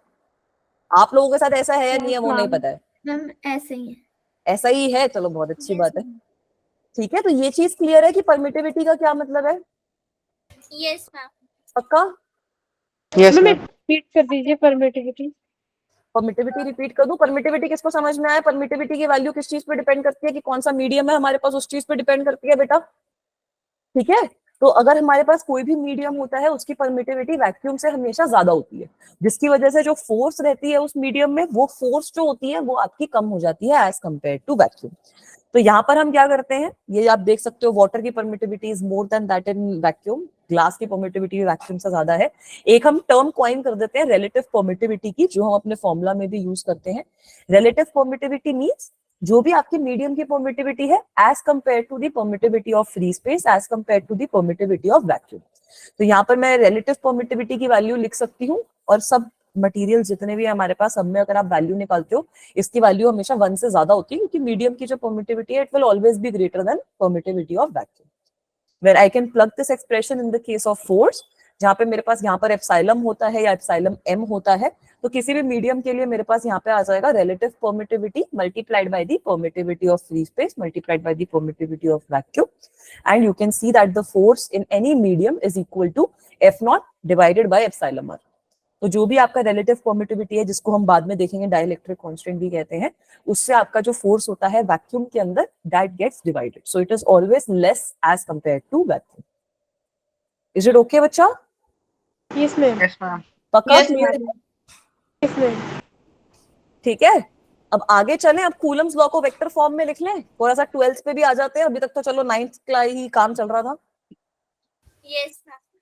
ठीक है, तो बेटा यहाँ पर भी बड़ी सिंपल सिंपल चीजें करेंगे, ज्यादा मुश्किल से हम नहीं पढ़ेंगे वेक्टर लॉ को। वेक्टर का मतलब यही है कि फोर्स जो है वो आपकी एक वेक्टर क्वांटिटी है, राइट? तो सपोज अब आपके पास दो ये चार्जेस हैं Q1 और Q2, this is Q1 and this is Q2। इनको आपने कहीं पे रैंडम अपना फ्री स्पेस के अंदर छोड़ रखा है, तो इन पे फोर्स एक्ट करेगी। Currently I am talking about the force which is acting on charge Q1 due to charge Q2. अगर ये दोनों पॉजिटिव हैं, so this force will be a repulsive force like this. Everyone is agreeing or not? Yes, ma'am. Yes yes ma'am. ठीक है, so this force will be F12. ठीक है, हमेशा ऐसे लिखना है, force on 1 due to 2. Clear है? Yes, Yes, ma'am. ma'am. ठीक है, इन दोनों के बीच का जो मैग्नीट्यूड है डिस्टेंस का, that is equal to R। ये भी क्लियर है चीज? Yes, ma'am. Yes ma'am. ठीक है, तो यहाँ पर तो कोई दिक्कत नहीं है हमारे को। अब हमने force acting on 1 due to Q निकालनी है कि इसको हम वेक्टर फॉर्म में कैसे लिखेंगे। तो अब यहाँ पर आपको क्या लिखना है? पोजीशन लिखनी पड़ेगी, position of charge Q1 as seen from Q2, yes ma'am. है ना? Position of charge Q1 as seen from Q2 हमें लिखनी पड़ेगी। अगर मेरा ये जो Q1 चार्ज है, ये पोजीशन वेक्टर कहीं पे भी ओरिजिन में जो ले रही हूँ, वहां से इसका पोजीशन वेक्टर जो है इसके सेंटर का, दैट इज R1। ये भी तो होता है ना, पोजीशन वेक्टर लेते थे ना चार्ज का। Yes ma'am. ये वाला पोजीशन वेक्टर आपका R1 के बराबर है, ये वाला पोजीशन वेक्टर आपका R2 के बराबर है। So the position of charge Q1 as seen from Q2 भी हमें निकालनी पड़ेगी। So this will be equal to what? R12, है ना? जहां पे R12 क्या हो जाएगा? सिंपली ये जो R मैग्नीट्यूड है आपके पास multiplied by R cap 12। Ma'am एक बार ये वाला लास्ट वाला पॉइंट रिपीट कर दो। लास्ट वाला पॉइंट रिपीट कर देती हूँ बेटा। होता क्या है, ये R1 माइनस R2 के केस में आप डिस्प्लेसमेंट निकालते हो ना इन दोनों के बीच में, पोजीशन वेक्टर से हम डिस्प्लेसमेंट निकालते थे, नहीं निकालते थे? Yes ma'am. है ना? तो यहाँ पर भी तो वही करना है। मैं फोर्स निकाल रही हूँ कि Q2 जो चार्ज है मेरे पास, यहाँ पर Q2 चार्ज है, वो Q1 पे कितनी फोर्स एक्सर्ट कर रहा है। तो उस केस में मुझे डिस्टेंस भी तो देखना पड़ेगा ना कि इन दोनों चार्जेस के बीच में डिस्टेंस कितना है। वो मैं कैसे लिख रही हूँ? R12 के टर्म्स में। मैम आपने एक बार डायरेक्शन बता दो कि R12 की किस साइड होगी। बेटा देखो, ये जो डायरेक्शन वाला मामला है ना, ये बुक्स के अंदर आपको दोनों फॉर्म में मिलेगा। एनसीईआरटी वगैरह जो बुक्स है उनके में इस तरीके से डायरेक्शन मिल जाएगी, कुछ बुक्स के अंदर आपको डायरेक्शन इसकी उल्टी मिलेगी।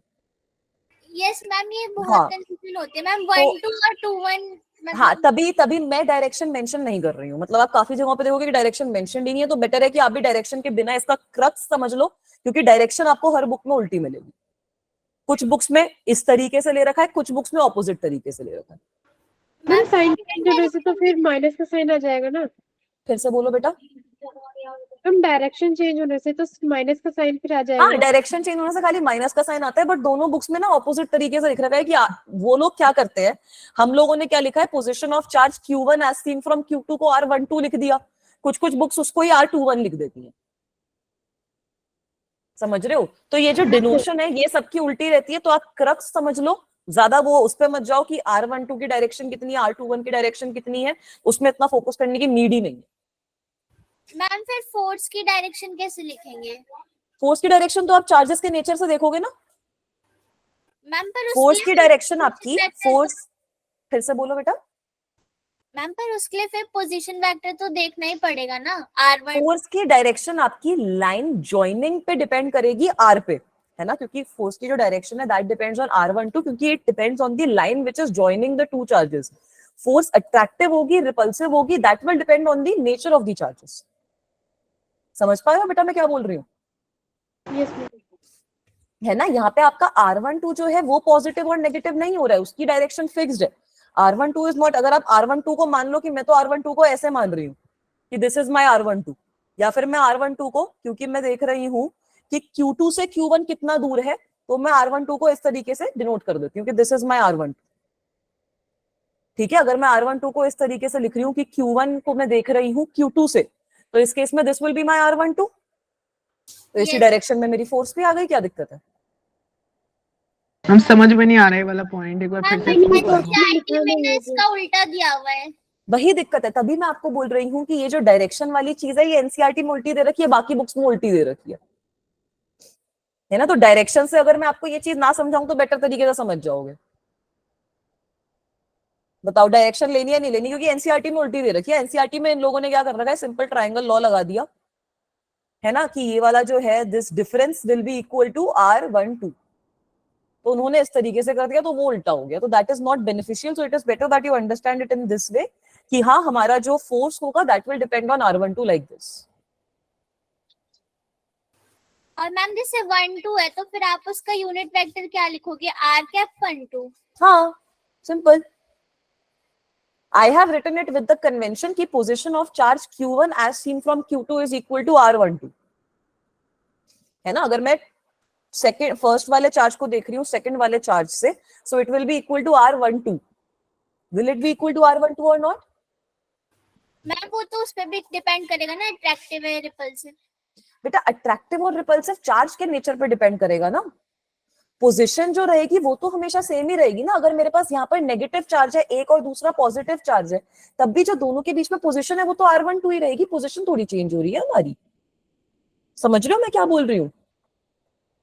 फोर्स आपकी अट्रैक्टिव और रिपल्सिव जो रहेगी that will depend on what, that will depend on the nature of the charges कि ये Q1 और Q2 की क्या वैल्यू है। फोर्स का अट्रैक्शन और repulsion is not depending on the distance between them. Can you understand that? Ma'am but unit vector पे तो डिपेंड करेगी ना मैम। जैसे अगर अट्रैक्टिव हुई तो वो चेंज हो जाएगा ना, और रिपल्सिव हुई तो दूसरा होगा, तो यूनिट वेक्टर तो चेंज हुआ ना। ठीक है, चलो यूनिट वेक्टर यहाँ पे अगर मेरे पास सपोज दोनों में आपका पॉजिटिव और नेगेटिव चार्ज है मेरे पास, ठीक है, तो पॉजिटिव और नेगेटिव चार्ज के केस में क्या होगा, यहाँ पर अगर मैं फोर्स लिखती हूँ, अगर मैं यहाँ पर F12 की वैल्यू लिखती हूँ, तो हम क्या वैल्यू लिखेंगे F12 की बेटा? K Q1 Q2 divided by ये जो मॉड ऑफ R है इसका स्क्वायर लिखते हैं, लिखते हैं नहीं लिखते? Yes, ma'am. है ना, मॉड ऑफ R का square yes ma'am. multiplied by this. Yes. So अगर if I am talking about the force in this case, then I will simply write that it will be equal to K Q1 Q2. ये जो आपका इसको है, इसको मैं लिख सकती हूँ इसके वेक्टर के टर्म्स में भी I can write as mod of R12 का होल स्क्वायर होल क्यूब क्यों आ क्यूब आ जाएगा, mod of 12 का whole cube multiplied by R क्या two vector, is this okay? Vector नहीं आएगा वहां पे, हाँ, मैग्नीट्यूड यहाँ पे मल्टीप्लाई वेक्टर कर देना आएगा, नीचे। ठीक है, मैग्नीट्यूड हमने नीचे मल्टीप्लाई कर दिया, तो ये हमारा वेक्टर फॉर्म में फोर्स आ गई। यहाँ तक सब अग्री कर रहे हैं? Yes ma'am. ठीक है, तो अब मैं आपको बेसिकली यस मैम। अब मैं आपको बोल रही हूँ कि मुझे ना समझ तो आ गया, बट मैम एनसीईआरटी में दूसरा दिया था, एनसीईआरटी में लेकिन हम उल्टा दिया बोर्ड है। में हम बोर्ड में वैसे लिखेंगे तो मार्क्स नहीं कटेंगे। नहीं कटते बेटा, बोर्ड्स में इन सब चीजों के मार्क्स नहीं कटते, वरना बोर्ड में अगर आपको बिल्कुल ही कन्वेंशन फॉलो करना है तो आप जो स्कूल में करवा रहे हैं वो फॉलो कर लो। यहाँ पर हमें क्या करना है, यहाँ पे हमें जो कॉन्सेप्ट है वो हमें समझना है, राइट? तो मैं तभी आपको बोल रही हूँ कि अगर आप दो बुक्स देखोगे तो दोनों बुक्स में इनकी डिनोशन अलग अलग है, दैट इज वाई मैं यहाँ पर ये लिख ही नहीं रही कि R12 और R21 का क्या चीज है। समझ पा रहे हो आप ये चीज? यस मैम, Because मुझे अब- समझ आ गया था, बस हाँ। मतलब उससे कॉन्ट्रैक्ट, मतलब एनसीईआरटी से कॉन्ट्रडिक्ट कर रहा देखो था ना, इसलिए एनसीईआरटी में वही कॉन्ट्रडिक्शन आ रहा है, तभी ना, जैसे अब काफी बुक्स वाले क्या करते हैं, वहां पे वो डायरेक्शन मेंशन ही नहीं कर रहे हैं। जैसे जिन बुक्स में मैंने भी देखा उन सब बुक्स में अलग अलग था, तो मैंने बोला बच्चे कंफ्यूज होंगे, इससे बेटर है कि डायरेक्शन नहीं मेंशन करो, क्योंकि अगर मैं आपको एनसीईआरटी के कन्वेंशन से बता दूंगी, आप कोई और बुक देखोगे तो आप वहां पे कंफ्यूज हो जाओगे। अगर आप एनसीईआरटी के कन्वेंशन में नहीं देखोगे और दूसरी बुक में देख लोगे तो आप वहां पे कंफ्यूज हो जाओगे, तो बेटर आप कन्वेंशन देखो ही मत, है ना? वेक्टर फॉर्म में आप इस तरीके से याद कर लो कि हाँ, अगर मेरी चार्ज Q1 है मेरे पास, तो force which is acting on charge Q1 because of 2 is force acting on 1 due to 2, right? तो अब यहाँ पर अगर मैं डिस्टेंस वाले की बात करती हूँ तो वो मैं R12 के फॉर्म में लिख सकती हूँ, which is equal to R12 cap multiplied by the magnitude, जो हमारे दोनों के बीच का जो डिस्टेंस है, जो उसका मैग्नीट्यूड है, उससे मैंने उसको मल्टीप्लाई कर दिया, तो उस फॉर्म में मेरे पास आ जाएगा, क्योंकि आइडियली जो बुक्स है उसमें ये इस तरीके से रिप्रेजेंटेड होता है। समझ रहे हो? R12 इस तरीके से होता है, एनसीईआरटी में उन्होंने उल्टा कर। मैम इस केस में जो आपने कराया इसमें R12 की कोई भी डायरेक्शन हो सकती है, अपोज मतलब Q1 की तरफ और Q2 से Q1 से अपोजिट भी। डायरेक्शन में मेंशन नहीं कर रही हूँ, ideally the direction is this. NCERT में they have taken the opposite direction, so that is why I'm not mentioning the direction. It is not a random direction. Ideally it is supposed to be like this, but in NCERT they have taken it opposite. Okay ma'am. ठीक है, तो जैसे बाकी जो books मैंने देखी है उनके अंदर जो direction is mentioned as this, उसके अंदर उन्होंने सिंपल जो डायरेक्शन है वो इस तरीके से यहाँ पे रिप्रेजेंट कर दिया, और कुछ बुक्स में उन्होंने डायरेक्शन रिप्रेजेंट ही नहीं करी है। मैं बोला मैं डायरेक्शन दिखानी ही नहीं है, इसलिए मैं बोल रही हूँ कि डायरेक्शन मत दिखाओ, उसका फॉर्म इज बेटर। मैम वैसे अगर हम पोजीशन वेक्टर डिफाइन करते हैं तो 1 to 2 है, तो 1 को ओरिजिन मान के 2 की साइड देखते हाँ, हैं। ओरिजिन मान के नहीं, देखो अब एनसीईआरटी ने पता है क्या कर रखा है, उनका भी थिंकिंग सही है। यहाँ पे ना दो कॉन्सेप्ट जो आ जाते हैं वो मैं आपको बताती हूँ कि एक तो आप यहाँ पे ट्रायंगल लॉ फॉलो कर लो, है ना, ये आपका R2 है, ये आपका R1 है। तो अगर मैं ट्रायंगल लॉ फॉलो करती हूँ, अगर मैं इस वाले चार्ज को देख रही हूँ इस चार्ज से, सो ये वाली वैल्यू कितनी होगी? मैम ये स्क्रीन बताओ। पॉज है शायद। अच्छा स्क्रीन पॉज है, एक सेकेंड। अभी विजिबल है बेटा? यस मैम क्लियर है। if I'm following triangle law, then this will be, if this is R, so I can write that R2 plus R is equal to R1. Yes ma'am. Yes ma'am. तो यहाँ पर अब मैं इसको अगर अपने convention से बोलूं तो मैं सिंपली ये चीज बोल दूंगी कि I can say that R is equal to, यहाँ पर R2 plus R is equal to R1, right? So R is equal to R1 minus R2. So I am writing this. This is what I am writing as R12. समझ रहे हो कि मैं Yes. ये जो charge है इसको मैं कैसे देख रही हूँ as compare to this, this is what I am writing as R12. Yes, ma'am. Okay ma'am clear. ठीक है बेटा, तो इसको मैं R1 माइनस R2 के फॉर्म में लिख रही हूँ, इसको मैं इस तरीके से लिख रही हूँ, तभी मैं ये बोल रही हूँ कि इन दोनों की आपकी डायरेक्शन भी आप देखोगे सेम आ जाएगी। एनसीईआरटी में ज्यादा उन लोगों ने ऑपोजिट तरीके से ले लिया, आप इसको इस तरीके से समझ लो। ठीक है, अभी क्लियर हुआ? Yes ma'am. Yes ma'am. ठीक है, तो ये हमारा आ गया इसका vector form. Is it okay? अब इसी को मैं दूसरे वाले चार्ज के टर्म्स में भी लिख सकती हूँ, तो दूसरा वाला चार्ज कैसे देखेगा? Yes, ma'am. ठीक है, अब दूसरे वाले चार्ज के रिस्पेक्ट में हम बिल्कुल ऑपोजिट कर देंगे केस। यहाँ पे ये वाला चार्ज है Q1, ये वाला चार्ज है Q2, ये इनको लाइन ज्वाइन कर रही है। अब क्या हो रहा है? अब दिस इज माय फोर्स। ठीक है, now what I am finding is I am finding force acting on 2 due to charge 1. This is what I am finding, force acting on 2 due to charge 1. Yes, everyone. Yes, ma'am. Yes, ठीक है? ma'am. So let me say that this is again equal to R1. एक तो मेरा pen is leaking apparently. I don't know why that is हम happening. इसमें R2 minus R1 हो जाएगा opposite. हाँ बिल्कुल सही बोल रहे हो बेटा. Okay, अब ma'am. यहाँ पर मैंने R1 लिख दिया. यहाँ पर मैं तभी मैं बोल रही हूँ कि ये जो कन्वेंशन है ये बुक्स में अलग हो सकता है बट आपका नेगेटिव वाला साइन आ जाएगा. समझ रहे हो? अब यहाँ पर मैं क्या बोल रही हूँ, अब मेरे पास कुछ इस तरीके का सिचुएशन है. इसको इमेजिन करने की कोशिश करो वेक्टर लॉ से. पढ़े ना वेक्टर लॉ पिछले साल? Yes, ma'am. Yes, this ma'am. Is R1, this is R2. तो यहाँ पर क्या लिखोगे? R1 plus R is equal to R2. Yes, मतलब ma'am. This R is equal to R2 minus R1. R2 minus R1. ठीक है, तो इसको मैं कैसे लिख दिया? इसको मैंने लिख दिया एज 2-1. ठीक है, which is equal to R2 minus R1. अब मेरा कन्वेंशन आप लोग समझ गए. अब आप एनसीईआरटी में चेक कर लेना क्योंकि उसमें शायद उल्टा है. बताओ बेटा, जिसको कंफ्यूजन थी ये चीज समझ में आई कि यहाँ पर कैसे ट्रायंगल लॉ लग रहा है, क्या हो रहा है? Yes, ma'am. ठीक है, तो अब इस केस में अगर हम फोर्स लिखते हैं तो वो भी मैं लिख सकती हूँ. अब यहां पर मैंने क्या निकाल दिया है? This is my position of Q2 as seen from Q1. जो हमने पिछले केस में किया था वही सेम मैंने यहां पर भी किया है. Position of Q2 as seen from Q1 will be equal to R21. ठीक है, और R21 को हम कैसे लिख सकते हैं? वही यूनिट वेक्टर के फॉर्म में लिख सकते हैं. मैंने डायरेक्शन जो है R21 की आपको ये वाली बताई है. ठीक है, और यहाँ पर आपका ये जो है मैग्नीट्यूड इसका R के बराबर है. So R21 will also be equal to R multiplied by R cap 21.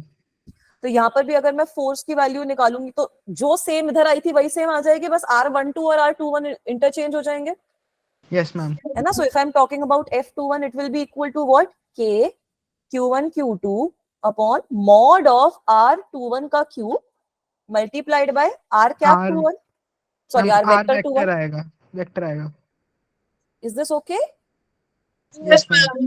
ठीक है, Yes, तो अब आप यहां से भी देख सकते हो. अब जैसे देख लो यहां तक अगर मैं ये R2 minus R1 R1 minus R2 कुछ भी ना लिखूं तब भी मेरे को पता है कि भाई R21 और R12 ऑपोजिट होंगे और इनका जो मैग्नीट्यूड रहेगा वो इक्वल ही रहेगा. तो यहां से मेरे पास आ जाएगा ना F21 is equal to negative of F12. आ जाएगा नहीं आएगा? yes, ma'am. F21 will be equal to negative of F12. ये एक्शन रिएक्शन फोर्सेस होती हैं बेटा. Since R21 is equal to minus of R1. तो मैं यही बोल रही हूँ, अगर आप ये वाले डायरेक्शन वाले पार्ट में कंफ्यूज हो रहे हो जो मैं सब बच्चों को बोल रही थी, तो अगर आप वो नहीं भी लिखते तो आप ऐसे भी डायरेक्टली करके देख सकते हो कि हाँ this vector law is being followed. Is this okay? अभी ये चीज समझ में आई बेटा कि मैं क्यों बोल रही थी कि डायरेक्शन वाली चीज अगर बुक्स में उल्टी भी लिखी है तब भी आपको ये चीज समझ में आ जाएगी. और मेरा जो कन्वेंशन मैंने यहाँ पे बुक से पढ़ के यूज किया वो भी समझ में आ गया. Yes, Yes, ma'am. ma'am. पक्का? इसमें बहुत दिक्कतें होती है, हमें भी हुई है, तो अभी समझ में आ गई ये वाली चीज. एक बार मैम, अच्छे एक से दो समझ में आ जाए questions तो करा नहीं. दो. हाँ, इसका इसके एक ऊपर. क्वेश्चन, इसके जो क्वेश्चंस आएंगे they will act better in superposition principle. Vector form Okay, में ma'am. दो चार्जेस के बीच में क्या निकालोगे? है ना? जैसे अगर Yes, एक ma'am. से ज्यादा फोर्स होगी तब तो वेक्टर लॉ लगाने में मजा आएगा ना. Yes, ma'am. है ना? उसमें Yes, फिर ma'am. एडिशन सब्ट्रैक्शन करनी पड़ेगी, फिर आएंगे मजे. अभी एक छोटा सा सिंपल सा क्वेश्चन मैं भले ही करवा देती हूँ. ठीक है, तो यहाँ पर क्वेश्चन विजिबल है सबको? वेक्टर लॉ सबको पक्का क्लियर है? Yes, ma'am. Yes, ठीक है ma'am. यार. ऐसे क्लास करते करते 1 घंटा कब का निकल चुका, तो 1 घंटा 15 मिनट हो चुके, पता चल रहा है? No, ma'am. पता नहीं नहीं, चला. चलो अच्छी बात है. मतलब मेरे को लगता है कि अगर टाइम पता नहीं चला कैसे निकल गया देन दैट मींस कि हाँ सक्सेसफुल क्लास रही है, बच्चे बोर नहीं हुए. अगर पता चला कि मैम 1 घंटा पता चल गया था कि कैसे निकला, तो समझ में आ जाता है कि नहीं बच्चों को मजा नहीं आया इतना. कुछ टॉपिक्स होते हैं ना ऐसे कि नहीं मैम बिल्कुल ही मजा नहीं आ रहा. तो बताओ इसको कैसे कैलकुलेट करें? लास्ट क्लास वाला था थोड़ा बहुत अजीब. अरे लास्ट क्लास में ना क्या है, वो इंट्रोडक्शन आ गया ना चैप्टर का. तो जब भी इंट्रोडक्शन आता है चैप्टर का तो थोड़ा सा वो बोरिंग हो जाता है. अब आज की क्लास आपकी जो आपने ऑलरेडी पढ़ रखा है क्वेश्चन बेस्ड क्लास हो गई. जब थियोरेटिकल पार्ट होता है तो थोड़ी दिक्कत हो ही जाती है. कैसे सॉल्व करेंगे बेटा इसको? मैम इसका फर्स्ट ऑप्शन होगा. फर्स्ट ऑप्शन होगा. बच्चे आंसर भी निकाल चुके हैं. चलो Ma'am, बहुत बढ़िया. ठीक है, मैम सेकंड आ रहा है मेरा. सेकंड आ रहा है तो मतलब कोई फोर्थ भी बोल दो फिर तो सारे सही हो जाएंगे. है ना? सही बात है ना? Ma'am second. चलो इसको सॉल्व करते हैं. कैसे निकालेंगे? हमने अभी देखा वेक्टर फॉर्म में फोर्स हम कैसे लिखते हैं? K Q1 Q1 Q2 Q2 पर यहाँ से. अपॉन R क्यूब और आर यहाँ पर वेक्टर आ गया। वेक्टर हम आएगा। करेक्शन करने थर्ड ऑप्शन आ रहा है, सॉरी। थर्ड ऑप्शन आ रहा है, ठीक है। चलो ये वाली चीज समझ में है कि ऐसा क्यों हो रहा है, ये वाली चीज फोर्स का फॉर्मूला ही है। अब यहाँ पर मैं ये Q1 Q2 और R की वैल्यू लिख रही हूँ, इसको आप चीज समझो। Q1 की वैल्यू कितनी है, आपसे पूछा है electron is moving around the nucleus, तो Q1 की वैल्यू तो डायरेक्टली -E के बराबर हो गई यस है, charge of an electron. Q2 की वैल्यू कितनी है भाई, मैम प्लस ही आ जाएगी, यस मैम, थर्ड ऑप्शन होगा। हाँ Q2 की वैल्यू आपकी प्लस ही आ जाएगी। Q2 की वैल्यू आइडियली होती है आपकी ZE के बराबर, है ना। ZE माने Z आपका वहां पे वो है एटॉमिक नंबर जो होता है ना, कि कितने उसके अंदर प्रोटॉन्स हैं। अब यहाँ पर क्योंकि आपको हाइड्रोजन एटम गिवन है, इसके अलावा कोई और एटम गिवन है, तो आपका ये Z वाला जो पार्ट है दैट विल चेंज। क्योंकि आपको हाइड्रोजन एटम गिवन है तो इसकी वैल्यू हो जाएगी आपकी +E, क्योंकि Z is equal to 1 for hydrogen. Is this okay? Yes ma'am. Yes. ठीक है। और यहाँ पर अब R क्या होगा हमारा, R को हम कैसे डिफाइन करेंगे? R हो जाएगा हमारा radius of hydrogen atom, circle में घूमता है ना। Yes ma'am. तो जो भी आपका फोर्स होएगा it will act along the line joining the two charges, मतलब द रेडियस। Yes ma'am. ठीक है। तो इसीलिए मैं बोल रही थी बेटा, यहाँ पर जो आपका चार्जेस का होता है ना, वो आपका फोर्स का मैग्नीट्यूड डिफाइन करता है। ठीक है, यहाँ पर आर वेक्टर है, डिस्टेंस वेक्टर है। अब यहाँ पर अगर मैं फोर्स लिख रही हूँ तो फोर्स में कैसे लिखूंगी, K minus E divided by R cube और R वेक्टर, है ना। मतलब ये जो रेडियस ऑफ हाइड्रोजन एटम है उसके अलोंग है। इसका मतलब है कि फोर्स मेरे पास कितनी आ जाएगी, फोर्स वेक्टर फॉर्म में मेरे पास कितनी आ गई, माइनस के अब समझ में आया? Yes ma'am. कि यहाँ पर आर वेक्टर की कन्वेंशन से हमें कुछ खास फर्क नहीं पड़ा। यहाँ पे तो मैंने R12 R21 भी नहीं लिखा, मेरे को तो डिस्टेंस से मतलब है। नेगेटिव आ गया, इसका मतलब है कि हमारे पास अट्रैक्टिव फोर्स बन जाएगी एक तरीके से। अब ये चीज मान के चलो, पॉजिटिव आती है फोर्स तो वो रिपल्सिव है, नेगेटिव फोर्स आ गई तो आपके पास अट्रैक्टिव फोर्स है। तो करेक्ट ऑप्शन हो गया हमारा ऑप्शन नंबर 3। अब समझ में आया कि वहां पर उस वेक्टर फॉर्म के अंदर ये जो इन्होंने उल्टे उल्टे लगा रखे हैं सारे, अलग अलग बुक्स में अलग अलग कन्वेंशन है, उससे कुछ खास फर्क नहीं पड़ा। तभी ये क्वेश्चन मैंने करवाया कि बच्चों को ये चीज समझ में आ जाए। Is this okay guys? Yes ma'am. Yes ma'am. चले आगे। Yes ma'am. ठीक है, चलो अब आगे चलते हैं। अब थोड़ी सी ये कूलम्स लॉ में लिमिटेशंस भी हैं, सोच सकते हो क्या लिमिटेशंस हैं? मैम ये सिर्फ applicable only on point charges. Very good, this law is majorly only applicable, चलो इसको पूरा ही लिख देते हैं वरना बच्चों को समझ नहीं आएगा नोट्स में। ठीक है, it is only applicable for point charges, वो भी थोड़े से रेस्ट में तभी वैलिड है, उसके अलावा ज्यादा वैलिड नहीं रहता। For point charges at rest कुछ क्वेश्चंस हम सॉल्व करेंगे जिसमें हम चार्ज को छोटी सी डिस्प्लेसमेंट देंगे, बट वैसे it is only valid for point charges at rest.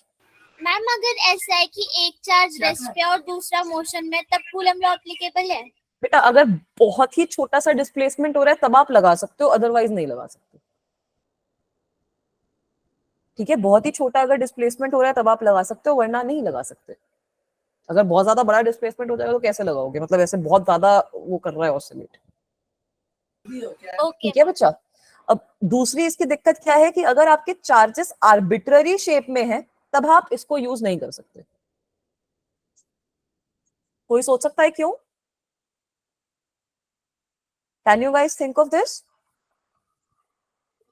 Ma'am ये पॉइंट समझ नहीं आया। तो उसमें डिस्टेंस डिफाइन करना मुश्किल होगा। Very good. अभी तक हमने किस चीज के बारे में बात करी है कि हमारे जो चार्जेस हैं वो सर्कल हैं। अगर मैं आपको ऐसे ऐसे चार्जेस दे दूं तो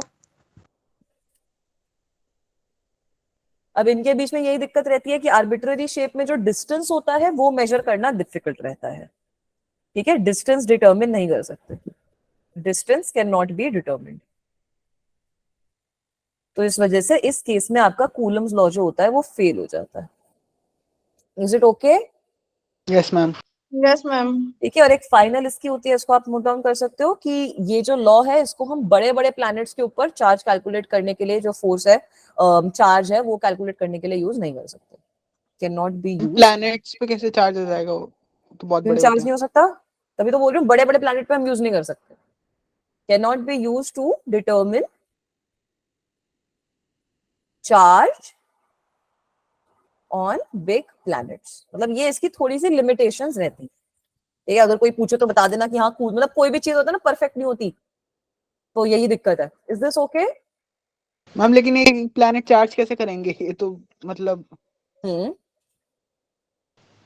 प्लैनेट को चार्ज करने के लिए कैसे करेंगे, मतलब समझ में नहीं आया ये। प्लैनेट को चार्ज थोड़ी करना है,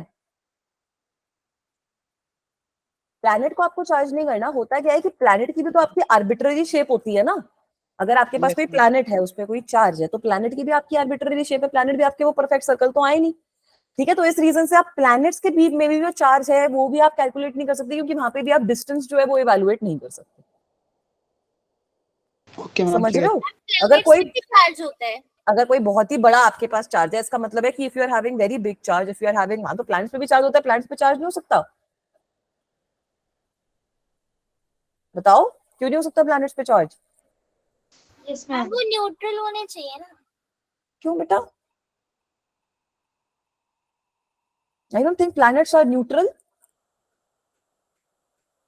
प्लैनेट्स पे भी आपके चार्ज रहता है, उस चार्ज को लेकिन आप कैलकुलेट नहीं कर सकते यहाँ पर। ठीक है, मतलब कूलम्स लॉ को यूज करके आप उसको कैलकुलेट नहीं कर सकते। ठीक है, is that okay? Yes ma'am, क्योंकि जो प्लैनेट्स है उसमें डिफरेंट एटम्स होते हैं, तो इलेक्ट्रॉन्स भी होंगे। हाँ, मतलब चार्जेस तो होते ही हैं, चार्जेस हर जगह पे है दुनिया में, एवरीवेयर देयर इज चार्ज। जहाँ पे मैटर है वहां पे चार्ज भी है ना, उसमें क्या इतना सोचना है। अब तो चार्जेस के अंदर भी वो आ गया है कि प्रोटॉन और न्यूट्रॉन के अंदर मैम क्वार्क्स भी हैं। नेट चार्ज तो Yes, जीरो ma'am. ही रहता है ना। नहीं, नॉट नेसेसरीली। अगर कुछ चार्ज है तब भी आप उसको डिटरमिन नहीं कर सकते कूलम्स लॉ को यूज करके। चलो नेट चार्ज 0 भी है तो वो भी आप बता नहीं सकते फिलहाल। ठीक है। मैम बस Yes, ma'am. ये तो जो हम्म। कोर्स हाँ में ये तो कि plans बेटा आपकी वॉइस ब्रेक हो रही है, करते हैं। वॉइस ब्रेक हो रही है बच्चा, फिर से बोलो।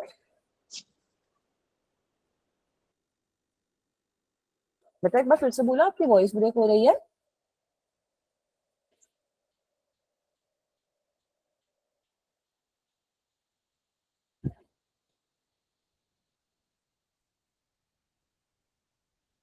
चलो एक बार इसको भी हम और सर्च करेंगे कि प्लैनेट्स पे चार्ज होता ही नहीं होता, क्योंकि देखो मैंने 2 आर्टिकल्स पढ़े थे। एक आर्टिकल में ये था कि जो प्लैनेट्स होते हैं उनके अंदर क्योंकि कांस्टेंट बॉम्बार्डमेंट हो रही है, दैट इज व्हाई उनका जो चार्ज होता है वो 0 होता है। ठीक है, वो न्यूट्रल होते हैं। कुछ कुछ जगहों पे हमने ये पढ़ा था कि जो प्लैनेट्स होते हैं सारे के सारे प्लैनेट्स आपके स्लाइटली नेगेटिवली चार्ज होते हैं। ठीक है, तो आप लोग भी थोड़ा सा इसको रिसर्च करना। Once the assignment questions are done तब रिसर्च करेंगे। नई नई चीजों को हम तभी रिसर्च करते हैं। ठीक है, ताकि हमें ये चीज और डिटेल में समझ में आए। बस यही है कि कूलम्स लॉ को हम इन केसेस में यूज नहीं कर सकते, क्योंकि उनकी भी आपकी आर्बिट्ररी शेप रहती है। Is this okay guys? Yes, ma'am. Yes, ठीक है, ma'am. अभी ऐसे कूल है, अभी ऐसे सारे बच्चों का वो होता है क्यूरियोसिटी सेटिस्फाई हुआ। Yes, ma'am. ठीक है, चलें आगे। Yes, ma'am. चलो अब क्विकली सुपरपोजिशन प्रिंसिपल भी जो है वो डिस्कस कर लेते हैं। इसके क्वेश्चंस आई थिंक आज नहीं हो पाएंगे, बट एटलीस्ट प्रिंसिपल हम डिस्कस कर लेते हैं। ट्राई करते हैं कि अगर एक क्वेश्चन भी हमारा हो जाए। अगली क्लास में हम इसी के क्वेश्चंस जो है वो कंटिन्यू करेंगे। इसके काफी अच्छे अच्छे क्वेश्चंस हमारे पास बनते हैं।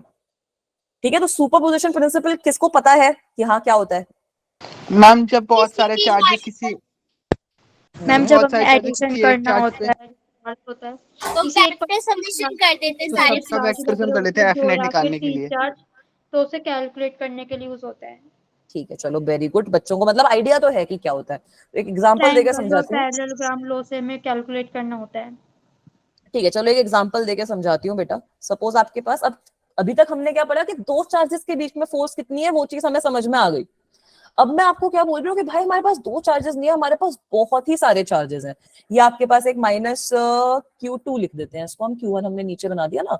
ये आपके पास Q3 है, ये वाला चार्ज आपके पास Q4 है, यहाँ पर भी आपके पास एक चार्ज है जो आपके पास Q5 है।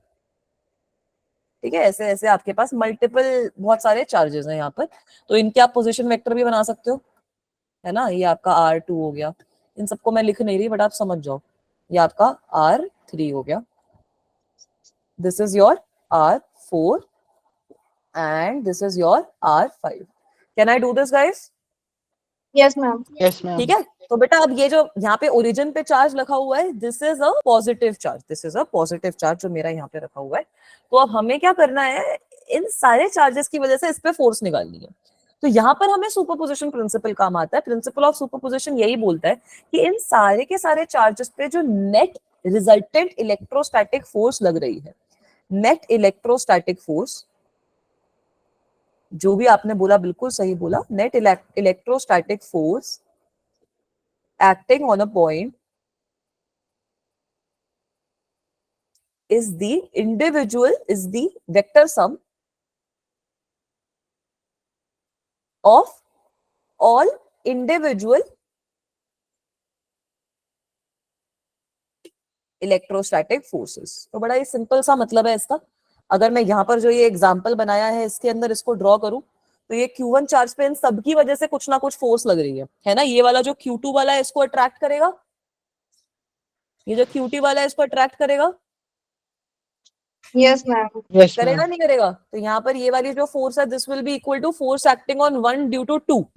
मैम ये So सब I can- Q1 पे फोर्स लगा रहे हैं। हाँ, ये सारे के सारे चार्जेस Q1 पे फोर्स लगा रहे हैं ना बेटा। मैं Q1 पे फोर्स निकाल रही हूँ इन सब चार्जेस की वजह से, ठीक है बच्चा। तो अब अगर मैं ये Q2 वाले चार्ज को देखूं और ये पे जो फोर्स एक्ट कर रही है 1 पे ड्यू टू 2 वो लिखूं तो वो अट्रैक्टिव फोर्स एक्ट करेगी कुछ इस तरीके से। ये Q3 की वजह से कुछ रिपल्सिव फोर्स एक्ट करेगी ऐसे, है ना। This is the force acting on 1 due to 3। Is this okay? Yes, ma'am. इसको हम कहीं और लिखते हैं वरना फिर आगे की फोर्सेस नहीं लिख पाएंगे, ठीक है। दिस इज दी, ऐसे सारा ना फिजिक्स वाले बच्चे आर्टिस्ट भी बन जाते हैं कुछ टाइम में, इतनी ड्राइंग्स बनानी पड़ती हैं। Yes ma'am. Then this is the force acting on 1 due to 4। ये सारी तो रिपल्सिव ही होंगी, इसकी वजह से भी रिपल्सिव फोर्स आएगी। Force acting on 1 due to 5। तो आपके पास एक चार्ज पे अब 3 फोर्सेस आ गई, 1 2 3 ऐसे कुछ फोर्सेस आ गई। आई नहीं आई? Yes ma'am. Yes, ma'am. आ गई। यस, है ना। F12 आ गई, F13 आ गई, F14 आ गई और F15 आ गई। तो अब सुपरपोजिशन प्रिंसिपल आपको यही बोलता है कि जो ये नेट फोर्स है इस चार्ज पे, that net force is simply the vector sum of all of these forces, F12 plus F13 plus F14 plus F15। तो आप सारी की सारी फोर्सेस को निकाल सकते हो, सारी की सारी फोर्सेस की डायरेक्शन भी निकाल सकते हो, उन सबको आप वेक्टोरियली ऐड कर दो और आपके पास आपका जो आंसर है, जो आपके पास नेट फोर्स है उस चार्ज पे, वो आपके पास आ जाएगी। Is that okay guys? वाले पे वेक्टर साइन नहीं लगा। अच्छा लगा देते हैं, ठीक है, ये लगा दिया वेक्टर साइन। क्लियर है बेटा? Yes, ma'am. पक्का? इसका एक छोटा सा क्वेश्चन सॉल्व करवा दूं? Yes, ma'am. दे दो। ठीक है, इसका एक क्वेश्चन सॉल्व करते हैं, जो हमारी आज की क्लास के लिए आखिरी चीज होगी। उसके बाद हम ऐसे कुछ और करेंगे, मतलब कुछ और क्या करेंगे, रेस्ट करेंगे। आप लोग भी इसके नोट्स में आपको PDF भेज इमीडिएटली दीजिएगा। आफ्टर, हाँ मैं क्लास के इमीडिएटली बाद भेज दूंगी बेटा। फर्स्ट क्लास की पीडीएफ मिल गई आप लोगों को? No, no ma'am. मैम। अच्छा, तो मैं फर्स्ट क्लास की भी शायद सर ने मुझे भेज दी थी, मैं आप लोगों को सेंड कर दूंगी, ठीक है। अब बच्चे बोलेंगे कि हाँ मैम आज तो पार्टी होगी, दोनों पीडीएफ मिल गई। ठीक है, चलो अब ये बताओ कि इसको हम कैसे कैलकुलेट करेंगे। यहाँ पे आपको 3 चार्जेस गिवन है, आप देख सकते हो, एक है आपका प्लस क्यू, एक है आपका माइनस क्यू, एक है आपका प्लस क्यू। आपने बोला है सब जो भी चार्जेस है उनके हम देखेंगे कि उससे रिपल्सिव फोर्स लगा रहे हैं अट्रैक्टिव, फिर उसके Very बाद good. हम उनका वेक्टर सम कर देंगे। Very good. तो यहाँ पर क्या है, आपको निकालना क्या है, देखो सबसे पहले force which is acting on charge placed at vertex ए। ये जो ए पे फोर्स है उसकी निकालनी है आपको वैल्यू। तो सबसे पहले डायग्राम को अच्छे से ड्रॉ करते हैं। मैम लेकिन डायरेक्शन नॉर्मल टू बीसी भी तो बोला है। वो भी बोले, पहले ए की फोर्स ड्रॉ करेंगे फिर नॉर्मल टू बीसी समझेंगे क्या होता है, ठीक है बेटा। हम इसका ये आंसर आपका 0 आ रहा है। हो सकता है, अभी देखते हैं कैलकुलेट करके, बाकी बच्चे भी निकालते रहो। हम एक माइनस में जा रहे हैं तो 0 भी आ सकता है। 0 भी हो सकता है ना, वही मैं बोल रही हूँ, ये अच्छे इंटरेस्टिंग क्वेश्चंस हैं। चलो, ये आपका चार्ज प्लस क्यू है, यहाँ पर आपका प्लस क्यू चार्ज रखा है और यहाँ पर आपका माइनस क्यू चार्ज रखा है। तो माइनस क्यू चार्ज की वजह से फोर्स जो है वो इस तरीके से लगेगी। Agreed? Yes ma'am? Yes yes ma'am. Ma'am. ठीक है, so this I can write as F B and this I can write as F A. F A repel करेगा, एफ बी अट्रैक्ट करेगा, ठीक है। मैम स्क्रीन पॉज हो गई। Screen pause हो गई, एक सेकेंड। मैम कुछ चल नहीं अभी रहा विजिबल है screen बेटा? यस मैम क्लियर है। ठीक है, मैं क्या बोल रही हूँ कि आपका जो एफ ए है वो इस डायरेक्शन में एक्ट करेगा क्योंकि ये रिपल्शन हो रही है यहाँ पर, और एफ बी जो है वो इस तरीके से एक्ट करेगा क्योंकि यहाँ पे अट्रैक्शन हो रही है दोनों चार्जेस के बीच में, राइट? Yes. अग्रीड? अब ये अगर एंगल 60 डिग्री है, so this will also be equal to 60 degree. Yes ma'am. तो मैं इस फोर्सेस के कंपोनेंट कर सकती हूँ। मेरे पास कुछ इस तरीके से मामला आ गया कि मैम दो डायरेक्ट तो कर सकते हैं ना, इक्वल है दोनों फोर्सेस तो 120 डिग्री तो उनका वेक्टर सम सेम आ जाता है, एफ आ जाता है। यस तो मैम। आपको बोला है आप ऐसे कर सकते हो, बट आपको वेक्टर सम निकालने के लिए नहीं बोला। आपको बोला है कि आपको बताना है कि बीसी, ये मेरी लाइन बीसी है ना, ये एबीसी है, बीसी से ये जो परपेंडिकुलर लाइन है इसके अलोंग कितनी फोर्स एक्ट करेगी, ये आपको बताना है। हम सारी फोर्स तो हॉरिजॉन्टल आ रही है, बीसी के नॉर्मल तो कुछ है ही नहीं। तो फिर इसका मतलब क्या हुआ? 0 0 हो जाएगा ना मामला। यहाँ पर आपके पास आ जाएगा एफ ए साइन आ जाएगा ना, एफ ए साइन 60, और यहां पर आपके पास आ जाएगा एफ बी साइन 60।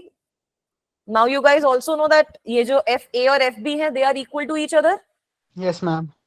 है ना। Mod of F A will be equal to mod of F B, जिनकी वैल्यू कितनी हो जाएगी, K Q square upon side का स्क्वायर। तो ये दोनों तो आपकी कैंसल आउट हो जाएंगी। So this means that there will be no net force, there is no net force in direction normal to BC, in direction normal to BC। तो इसका करेक्ट आंसर कितना हो जाएगा? इसका करेक्ट आंसर है option number 3। ठीक है, अब जो आप लोगों ने चीज बोली वो भी आप लोगों ने बिल्कुल सही बोली। उसको कैलकुलेट करने के अब दो तरीके आप देख ही सकते हो। पहला तरीका क्या है कि यहाँ पर आप दोनों के कॉस के कंपोनेंट लेकर ऐड कर दो, ये भी तो कर सकते हो। Yes ma'am. है ना, वो थोड़ा सा इजियर तरीका लगता है मुझे, वरना आप ऑब्वियसली जो रिजल्टेंट वाला फॉर्मूला है वो लगा सकते हो। दोनों के बीच में एंगल जो है वो आपका 120 degree. Is that okay guys? अगर ऐसा क्वेश्चन आपको आए कि इन दोनों के बीच में आपको जो आपका आई थिंक ऐसा एनसीईआरटी में भी एक एग्जांपल है जिसमें आपने नेट फोर्स पूछी है, तो वो नेट फोर्स आप डायरेक्टली फॉर्मूला लगा के, है ना, आप नेट फोर्स को फॉर्मूला लगा के निकाल लो, वरना कंपोनेंट करके निकाल लो। दोनों तरीकों में जो आपको ज्यादा कंफर्टेबल है वो कर सकते यहाँ भी है, उसको एग्जाम्पल है। हाँ, वो एग्जाम्पल है, मैं वही बोल रही हूँ। ठीक है, क्लियर है? यस तो ये चीज समझ वो में भी समझ में आ रहा है? ट्रायंगल ही है। वो भी ट्रायंगल है, वो सेंट्रॉइड पे रख देंगे। ट्रायंगल और स्क्वायर के ही आते हैं मेजर क्वेश्चन। डिफिकल्ट करना है तो ऐसे और दूसरा कोई पॉलीगन दे देंगे, वरना यूजुअली क्वेश्चन इन्हीं के आते दोनों हैं। के अलावा और शेप के नहीं आते, ट्रायंगल और स्क्वायर के बहुत अलावा? कम आते हैं, मतलब वो थोड़े कम आते हैं। यूजुअली इन्हीं में खेलते हैं कि ट्रायंगल के उस पे रख दिया, ट्रायंगल के सेंट्रॉइड पे रख दिया, तब क्या होगा, कोई चौथा चार्ज लाके सेंट्रॉइड पे रख दिया, what will happen in that case. अगर इनमें से कोई चार्ज को मूव कर दिया, इनमें से तीनों चार्जेस को अंदर मूव कर दिया, तब क्या होगा। एक जो अच्छा क्वेश्चन इससे आता है वो इस तरीके से आता है कि दो चार्जेस रखे हैं, है ना, आपके दो चार्जेस एक लाइन पे रखे हैं, बीच में तीसरा चार्ज कहाँ रखे कि उस चार्ज पे कोई फोर्स ना लगे। और मैम उस चार्ज का मैग्नीट्यूड और साइन क्या होगा? हाँ भाई, मैं पूछ रही हूँ उस चार्ज का मतलब कितना आप चार्ज रखोगे कि उस चार्ज पे फोर्स ना रखे। वो भी अच्छे क्वेश्चन होते हैं। एक क्वेश्चन इसको और मुश्किल करने के लिए क्या करते हैं कि अगर आपका ऐसा बीच में एक चार्ज रखा है, उसको आपने थोड़ी सी ऑसिलेशन दे दी, तब क्या होगा। ठीक है, तो इस तरीके के सारे क्वेश्चन सुपरपोजिशन के आ जाते हैं। हाँ बेटा। मैम एक क्वेश्चन देखा था मैंने आज इलेक्ट्रोस्टैटिक फोर्स से ही, उसमें हम ताकि अगर एक हमने एक कील ठोक के एक दीवार लटका, मतलब बॉल लटकाई दीवार से, और दीवार को पॉजिटिवली चार्ज कर दिया और बॉल को भी पॉजिटिवली चार्ज कर दिया, तो मैम उन्होंने एक सिंगल फोर्स ली थी, इलेक्ट्रोस्टैटिक फोर्स। लेकिन मैम दीवार का हर पार्टिकल इलेक्ट्रोस्टैटिक फोर्स लगाएगा ना उस बॉल पे, तो उन्होंने एक सिंगल फोर्स क्यों लिया, समझ में नहीं आया मुझे। बेटा वो वाली चीज हम तब बात करेंगे क्योंकि आपकी जो वॉल हो गई वो एक तरीके से कंटिन्यूअस चार्ज डिस्ट्रीब्यूशन वाला केस आ गया, है ना। तो वो कंटिन्यूअस चार्ज डिस्ट्रीब्यूशन के केस में जो फॉर्मूला आता है वो अलग हो जाता है। यहाँ पर आपका डिस्क्रीट वाला मामला हम डिस्कस कर रहे हैं अभी। ओके राइट, तो यहाँ पर तो अभी हम अलग अलग चार्जेस की बात कर रहे हैं ना। वो वाला जो केस है उसमें आप एक यूनिफॉर्म चार्ज डिस्ट्रीब्यूशन की वजह से क्या फोर्स लग रही है उसकी बात कर रहे हो, तो वो भी हम बात करेंगे बाद में। ठीक है बेटा, तो अभी के लिए आज की क्लास में इतना ही पढ़ेंगे। मजा आया आज की क्लास में सबको? Yes ma'am. एनसीईआरटी में तो मैम बीच में है चार्ज, जो उसका उस हाँ। पे कितना है वो निकालना है। हाँ, एनसीईआरटी में वो भी है, तो उसमें बीच वाले चार्ज में वही है कि सेंट्रॉइड का आप डिस्टेंस निकाल सकते हो ना बहुत इजीली। तो सेंट्रॉइड का डिस्टेंस निकाल, तीनों की वजह से फोर्स आ गई, फिर वो तीनों का वेक्टर सम ले लिया क्योंकि तीनों के आपको एंगल भी पता है। वो क्वेश्चन लंबा है थोड़ा। वो डायरेक्ट भी कर सकते, तीनों फोर्सेस इक्वल मैग्नीट्यूड के हैं और कोप्लेनर है तो जीरो ही होगा, लेकिन उसमें पूरा सॉल्व करके दिखा रहे हैं। हाँ, तो आपको अच्छे से दिखाया ना, अच्छी बात है। ऐसे सॉल्व पहले ना यही है कि पहले क्वेश्चन को फील करने के लिए उसको अच्छे से सॉल्व करो। एक बार अच्छे से सॉल्व कर दिया तो क्वेश्चन याद हो जाएगा कि हाँ इस क्वेश्चन में ये हो रहा है। मैम उसमें सॉल्व करने की जरूरत नहीं थी, डायरेक्टली एफ लेके भी कट जाता सब कुछ। डायरेक्टली एफ लेके भी एफ लो, वो एंगल का निकालो, दिखा दो कि वो दोनों की वजह से बीच में बन रहा है, सेम मैग्नीट्यूड का बन रहा है, कट जाएगा। Yes ma'am. लेकिन मैम बोर्ड में अगर ज्यादा मार्क्स के आएंगे तो फिर अच्छे से करना पड़ेगा ना। बोर्ड में अच्छे से देखो, जिस बच्चे को माइन्यूट फॉर्म में करना आता है उसको एक्सप्लेन तो कर ही देगा ना। यस मैम, एक बार पता चल गया कि आंसर क्या अगर है, फिर तो आपको- मेथड तो आ ही अगर आपको पता है कि क्वेश्चन कैसे सॉल्व करना है तो उसमें कहानी तो लिखी होगी, कहानी में क्या दिक्कत है? Yes ma'am. Yes ma'am. ठीक है, कोई दिक्कत की बात नहीं है। चलो बच्चों, ठीक है, तो इतना ही काफी है आज की क्लास के लिए। अगली क्लास में मिलेंगे, उसमें इसको कंटिन्यू करेंगे, सुपरपोजिशन प्रिंसिपल को, थोड़ा सा इलेक्ट्रिक फील्ड पे भी, फिर आगे हम मूव ऑन कर जाएंगे। तो हम इसकी डीपीपी Okay, सॉल्व बेटा। करनी है इस स्लाइड्स की? हाँ कर लो, डीपीपी सॉल्व करो, क्या दिक्कत है? डीपीपी जितनी है वो सारी सॉल्व करो। मैम डीपीपी कहाँ है? मैम डीपीपी ये स्लाइड्स में ही है। स्लाइड्स के अंदर ही, जब मैं आपको पीडीएफ भेजूंगी ना, उसी के अंदर मैं एंड में क्वेश्चंस डाल दूंगी। बाकी जो आपके पास रेजोनेंस का मटेरियल, जो हमारा प्रिंटेड मटेरियल है, once that comes to you, तब आपके पास उसमें और क्वेश्चंस आ जाएंगे टॉपिक वाइज। मैम Yes, उस ma'am. मटेरियल की सॉफ्ट कॉपी नहीं है। सॉफ्ट कॉपी में एक बार उसका लिंक पूछ के आप लोगों को लिंक प्रोवाइड कर देती हूँ सॉफ्ट कॉपी का। मैम हमें हार्ड कॉपी कब मिलेगी ऐसे? बेटा वो भी मैं कंफर्म करके आपको बताती हूँ। मैम हमारे स्कूल में एक मैम आई थी, शुभांगी मैम, उन्होंने बताया था कि मिलेगा हमें हार्ड कॉपी। हाँ तो मिलेगा ना, मैं भी तो वही सेम चीज बोल रही हूँ।